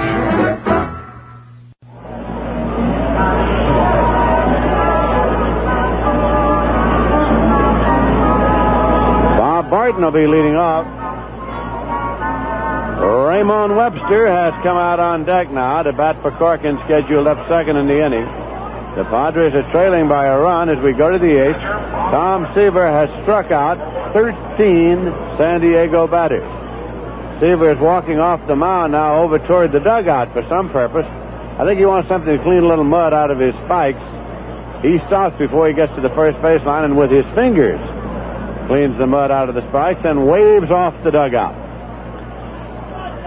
The Met Club record for strikeouts in a 9-inning game is 15, set last Saturday afternoon by Nolan Ryan. Seaver has a shot at that now. He has 2 innings to go, and he has struck out 13. Barton is a right-hand batter who has walked and struck out, and here's the pitch. It's in there for a call strike. Seaver's fastball has been moving exceptionally well here today, right from the very first pitch of the ball game.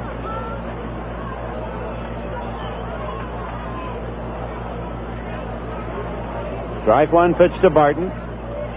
Curveball. It swung on and missed. Strike 2. Took a little off the curveball and had Barton out in front, so it's 0-2. Seaver has struck out 13 and walked 2, and allowing 1 run on 2 hits. Now the pitch swung on and fouled off the right side out of play. The count holds at 2 strikes.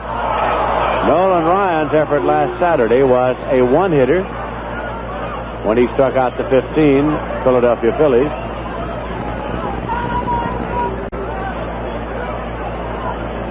Brody flashes the sign. Here's a 2-strike delivery to Barton. Swung on and fouled off the end of the bat. Down back of first base. The count holds at 2 strikes. Seaver turns now, rubbing up the new ball. When you strike out 13 batters and walk 2, you throw a lot of pitches in the course of an afternoon. And Seaver's thrown a lot of them here today. 2-strike pitch. Fastball a little low. It's 1-2. The crowd now, of course, is riding on every pitch as Seaver approaches the Mets strikeout record. This will be a 1-2 delivery as he takes the sign. It's on the way. Check swing, foul ball, backing out of play. Barton was just checking. He wasn't swinging and fouled it off. It's 1-2. Raymond Webster kneeling on deck to bat for Corkins. Nothing wrong with the game Corkins' pitch here today. He's allowed the Mets only 4 hits. Here's a pitch. In there for a call, strike 3. Got him with a slider. So it is 14 strikeouts. Jose Arcia is the only man in the lineup who is not struck out. This is Raymond Webster coming up now to bat for Mike Corkins. Seaver has equaled his previous high of strikeouts in the game. 14 was his record. He was tied with Nolan Ryan until last Saturday. And that was against San Diego last June 8th, and he pitched only 7 innings in that ball game.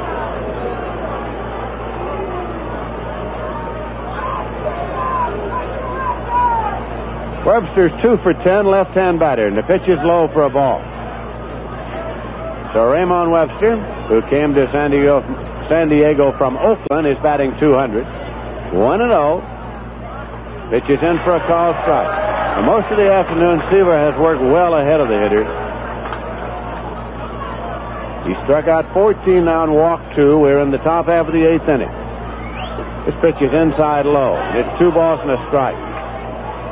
1 man out, nobody on base.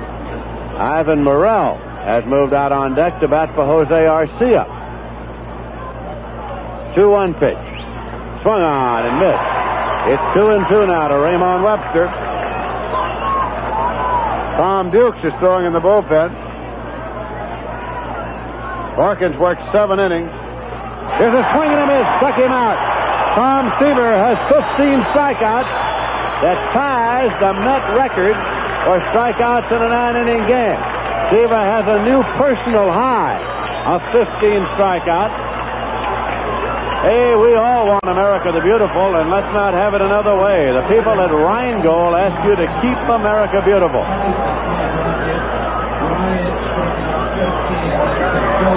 Nolan Ryan struck out 15 Philadelphia Phillies last Saturday. He and Seaver held the record jointly for strikeouts in a 9-inning game of 14. Guzman struck out 15 in a 10-inning game. Now it is Ivan Morel batting for Jose Arcia. Pitches in for a call strike to Morel. He's 3 for 8 this year, 1 home run and 3 runs batted in. He's set up there looking for a long ball as the Padres trail by 1. Here's the pitch. And it's a little high for a ball.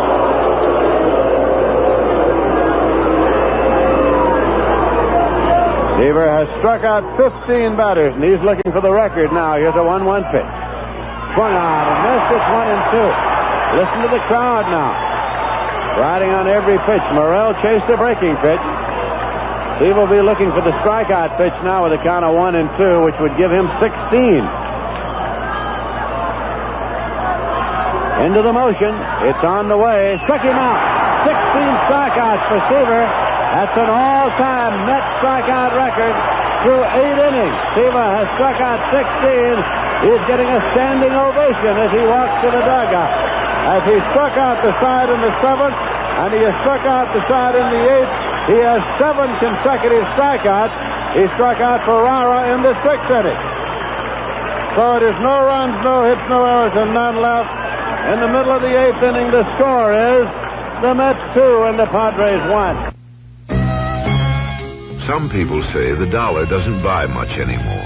But then some people have never been to McDonald's. McDonald's hamburgers are 100% beef. We never add filler. So how can we sell our hamburgers at such low prices? Well, we serve over 2 million a day. That brings the cost down a little. And even if it didn't, we wouldn't change. That's why McDonald's is your kind of place.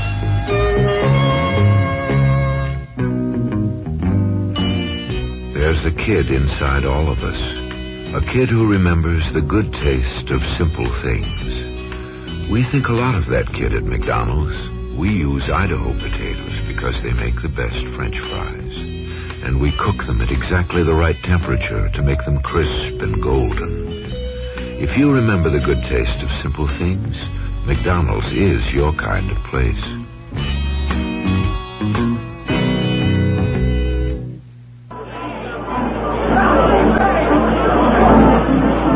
The new pitcher for the Padres, and he's batting in the leadoff spot in the batting order, is Dave Roberts, making his fourth appearance of the season. He has a record of 1 win and 1 loss. Last time out on the 17th at Houston, he was in the starting role, worked 6 innings, and was the losing pitcher. Dave Roberts is a left-hander who's been brought on here now. Ron Slocum is playing shortstop. You'll recall Arcia was removed for the pinch hitter. So Slocum plays shortstop, and he's batting number 9 in the order. If you'd like to look ahead to the top half of the 9th inning, Seaver will be scheduled to face Van Kelly, Clarence Gaston, and Al Ferrara. Seaver has struck out 7 consecutive San Diego Padres. The National League record since 1900 is 8 consecutive batters struck out. So Seaver has a shot at that record in the top of the 9th. But right now, we're in the bottom half of the 8th inning. The Mets are leading 2-1, and Boswell is up. He doubled a drive and a run, grounded out short to first, and flied to right. Here's the left-hander with a pitch to the left-hand batter, and it is in there for a called strike. Perkins worked the first 7 innings for the Padres, gave up 2 runs on only 4 hits. He struck out 5, and he walked 5. Mets have double barrel action in the bullpen.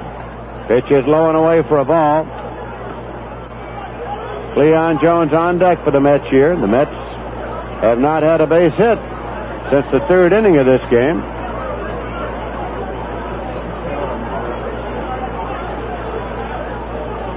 Tug McGraw and Ron Taylor throwing in the Met bullpen.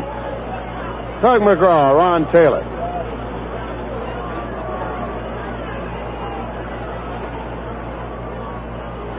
That's in for a called strike, 1-2.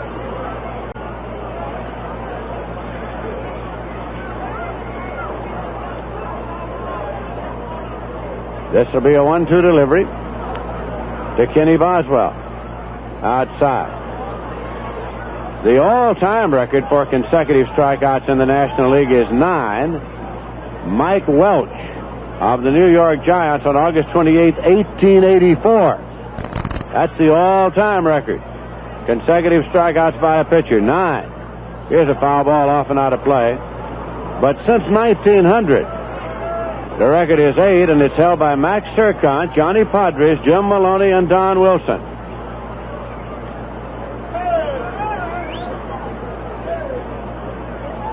Seaver has struck out 7 consecutive batters.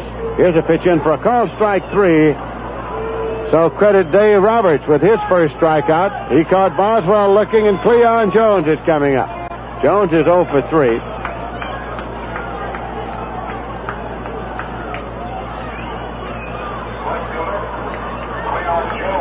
Pitchers who have struck out 7 consecutive batters are Ryan Duran in the American League, Denny McClain in the American League, Pete Rickard in the American League, Bill Ortega in the American League, and Jim Merritt in the American League.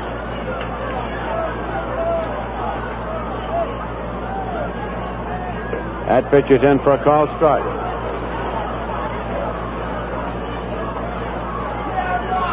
Cleon Jones, in the throes of a dismal batting slump, has gone 0 for 3 here today. Strike 1 to him, and here's a pitch. Check swing. It's taken low, 1-1. Jones has seen his batting average shrink from well above 400 down to 255. The Mets are leading in this game by a score of 2-1. Here's a final at Fenway Park in Boston. The Red Sox 5 and the Orioles 2. Vicente Romo's the winner. Dave McNally's the loser. There's a swing and a foul ball right down into the dirt in the batter's box. It's 1-2 to Cleon Jones. The end of 5 innings, the Minnesota Twins 3 and the Chicago White Sox 1. Time called because of rain. Horland against Tiant. Cesar Tovar hit a 2-run homer for Minnesota in the bottom of the 5th. That's the only action going this afternoon in the American League. Jones swings and fouls it back. Count holds 1-2. The end of 8 innings of play at Connie Mack Stadium in Philadelphia. It is the Phillies 6 and the Giants 1. Rich Robertson relieved by Frank Reberger now for the Giants. Dick Selma relieved Woody Fireman in the 6th inning for the Phils, and Johnny Briggs hit a 3-run homer in the 5th inning for the Philadelphia Phillies. Here's a pitch in for a called strike 3. Cleon Jones is caught looking. That is Roberts' second strikeout. In the middle of the 6th inning, it is the Chicago Cubs 5 and the St. Louis Cardinals 4. Here's Swoboda coming up now to bat for Shamsky. A righty-lefty switch. Swoboda batting for Shamsky. Swoboda's batting .355. He's had 2 runs batted in. Against the left-hand pitcher, he's up there now with 2 men out and nobody on base. The Mets are leading 2-1. Here's a pitch in for a called strike. Joe Torre hit a home run for the Cardinals in the 6th inning with nobody on, but they still are a run shy against the Cubs. There's a swing and a looper out in back of second, and the second baseman, Dave Campbell, makes the catch. The Mets are out, so stand by now because Seaver's going to take some shots at records coming up in the top half of the 9th inning. In the bottom of the 8th, no runs, no hits, no errors, none left. At the end of 8 full innings of play, the score is the Mets 2 and the Padres 1. If you're shopping around for a new car, and you certainly have a wonderful selection to choose from this year, wouldn't it be nice to know you have the cash to pay for it?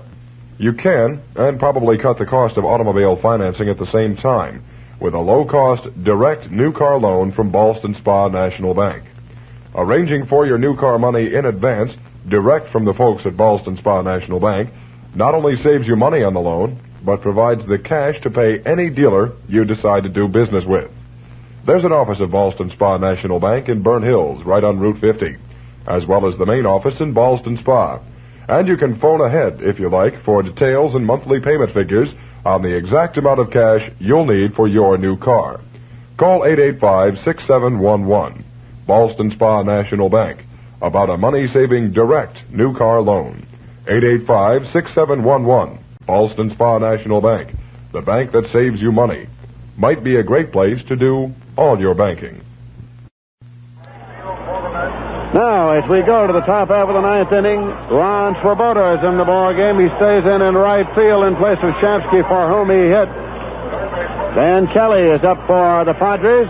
Struck out looking, and fouled out to the catcher. He is a left-hand batter with an average of 146. Seaver has struck out 7 consecutive batters. And here is the pitch. Swung on and missed for strike 1.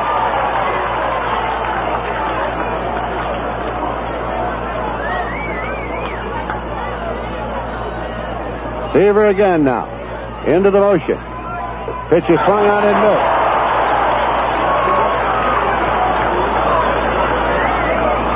Seaver has 16 strikeouts in this ball game. And a 2-strike count now to Kelly with Gaston on deck. The Mets lead 2-1. Here's a pitch. Swung on and missed. Seaver has 17 strikeouts. And he has struck out 8 consecutive batters to tie the National League record since 1900 for consecutive strikeouts in a game. Tom Seaver has set a new Met all-time strikeout record with his 17. So now Gaston is up with 1 man out. Right-hand batter, Seaver's pitch in there for a called strike. The all-time Major League strikeout record is 19, set by Steve Carlton against the Mets last year in St. Louis. Now here is the pitch. Swung on and missed. It's strike 2. That one was outside the strike zone, but Gaston took a cut.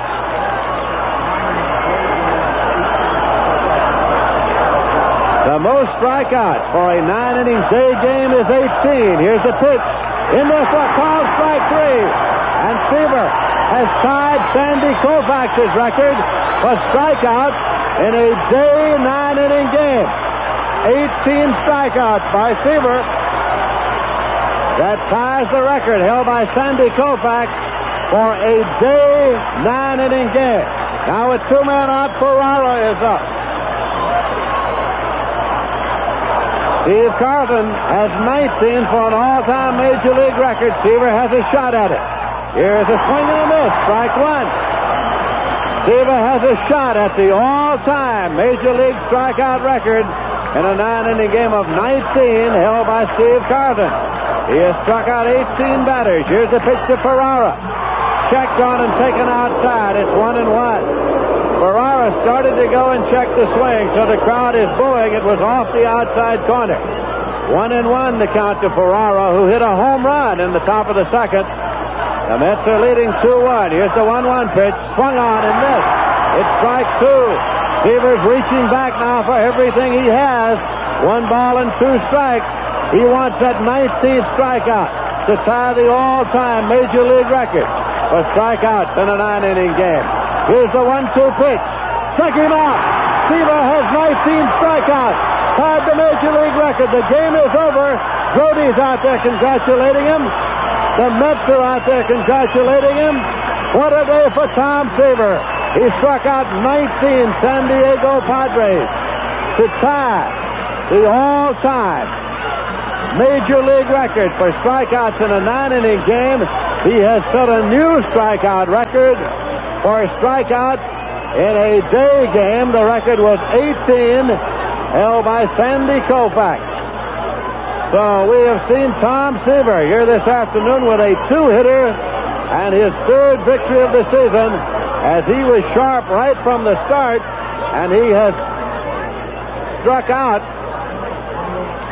the side in the 9th inning, struck out the side in the 8th inning, struck out the side in the 7th inning, and struck out Ferrara, the last batter, in the 6th inning. 10 consecutive batters for a new record for consecutive strikeouts. So Seaver has written himself into the record books here this afternoon at Shea Stadium.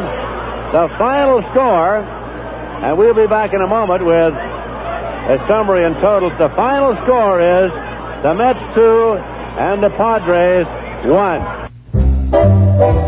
Just 2 miles out Lake Avenue on the old Schuylerville Road, you'll find a small but growing business with big plans. Srade's Gardens. The season is just about started at Srade's, and while it's still a bit too early to do too much planning, Ted and Doris invite you to look over their selection of rose bushes. They're available in many new varieties and all potted for you. Prices on rose bushes at Srade's Gardens start at $1.50. They have all the new AARS varieties with famous names like Jackson and Perkins, Star and Ball, and the All-American Roses. Ted Srade also has pansies in the market pack, and this weekend, pansies in bloom just 55 cents a market pack. Srade's Gardens, just a little out of the way, but they offer big savings, and the trip is well worth the little time it takes.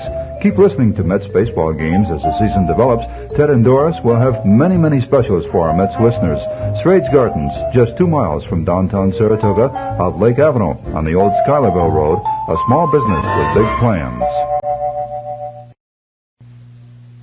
Seaver will long remember, from the very first pitch, it was apparent that his fastball was really moving here this afternoon. He has said that he has 3 different kinds of fastballs. He has 3 different speeds, and they tail off in different directions. A fastball pitcher such as that doesn't have it every day. He's fortunate if he has it 3 out of 4 times or 3 out of 5 times. But Seaver had it today, plus good control. And he started out by getting Jose Arcia on a fly ball to center, and then he struck out Kelly and Gaston. The New York Mets, meanwhile, in the bottom half of the first inning, saw Bud Harrelson get a base hit with 1 man out, and then Boswell on a hit and run play doubled him home. So the Mets were leading 1-0. But then Ferrara hit a Seaver fastball out of the ballpark over the wall in left to open up the second, and again it was a 1-1 ball game. As Seaver got Covert to foul out, he got Campbell on a line drive to left, and then got Morales on a strikeout.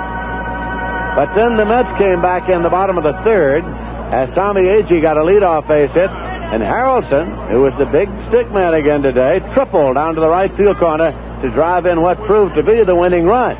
As a matter of fact, that was the last base hit of the day for the New York Mets, too, as they got no base hits after the third inning off Corkins, and Dave Roberts, who came on to hurl the last inning after Corkins was removed for a pinch hitter.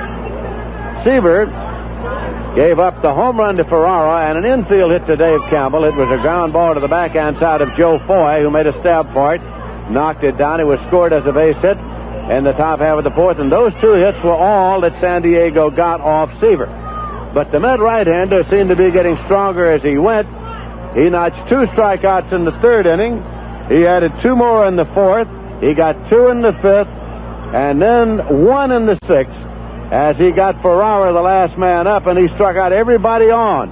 From then, he struck out Ferrara, the last man in the sixth, and everybody else that he faced, as he struck out 3 in the seventh, 3 in the eighth, and 3 in the ninth to get 19 strikeouts and tie the all-time Major League, or rather, tie the all-time Major League record for strikeouts.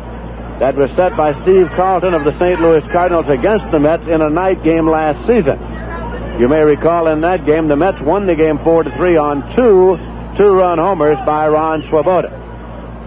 But Seaver set a record of 10 consecutive strikeouts, tied the record for 19 strikeouts, and set a new record for strikeouts in a day 9-inning game. The previous record was 18, held by Sandy Koufax of the Dodgers. So we'll be back with more about the ball game in just a moment. Right now, here's something.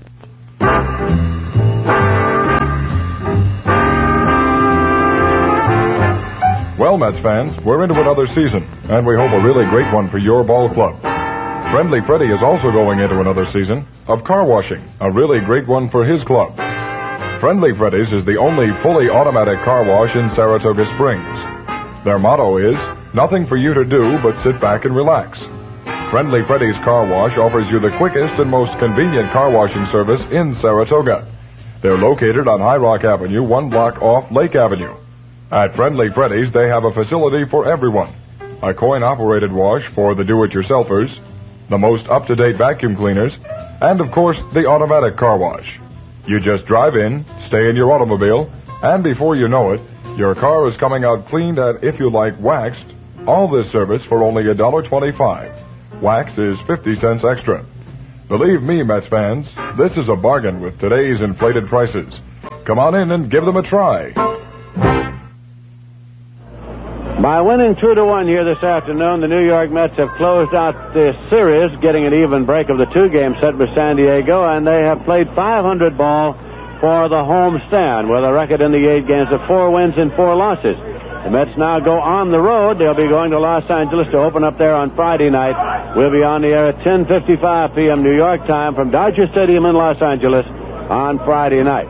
New York Mets in their overall percentage have gone over 500. They won 7 games and they have lost 6. Once again, Tom Seaver here this afternoon in getting his 3rd win of the year, tied the all-time Major League record for strikeouts in a game, a 9-inning game, of 19. He set a new strikeout record of 19 for a day game. The old record was 18, held by Sandy Koufax. And more amazingly than all of that, he struck out 10 consecutive batters. The all-time record was 9, set in 1884, and the modern record since 1900 was 8. Seaver struck out 10 in a row, finishing as strongly as you can finish. He struck out the last 10 batters that he faced. Here are the final totals. For the Mets, 2 runs on only 4 hits and no errors. And for San Diego, 1 run, only 2 hits and no errors. Seaver's the winner. He's 3-0. Corkins the loser. He's 0-2. Once again, the final score, the Mets 2, the Padres 1.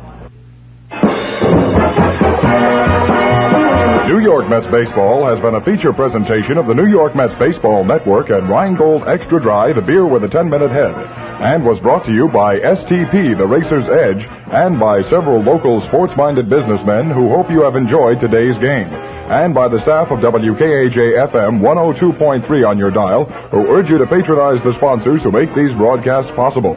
Remember, you'll hear all the New York Mets games at home or away night and day on your New York Mets station, WKAJ-FM in Saratoga Springs, New York. This is the New York Mets Baseball Network.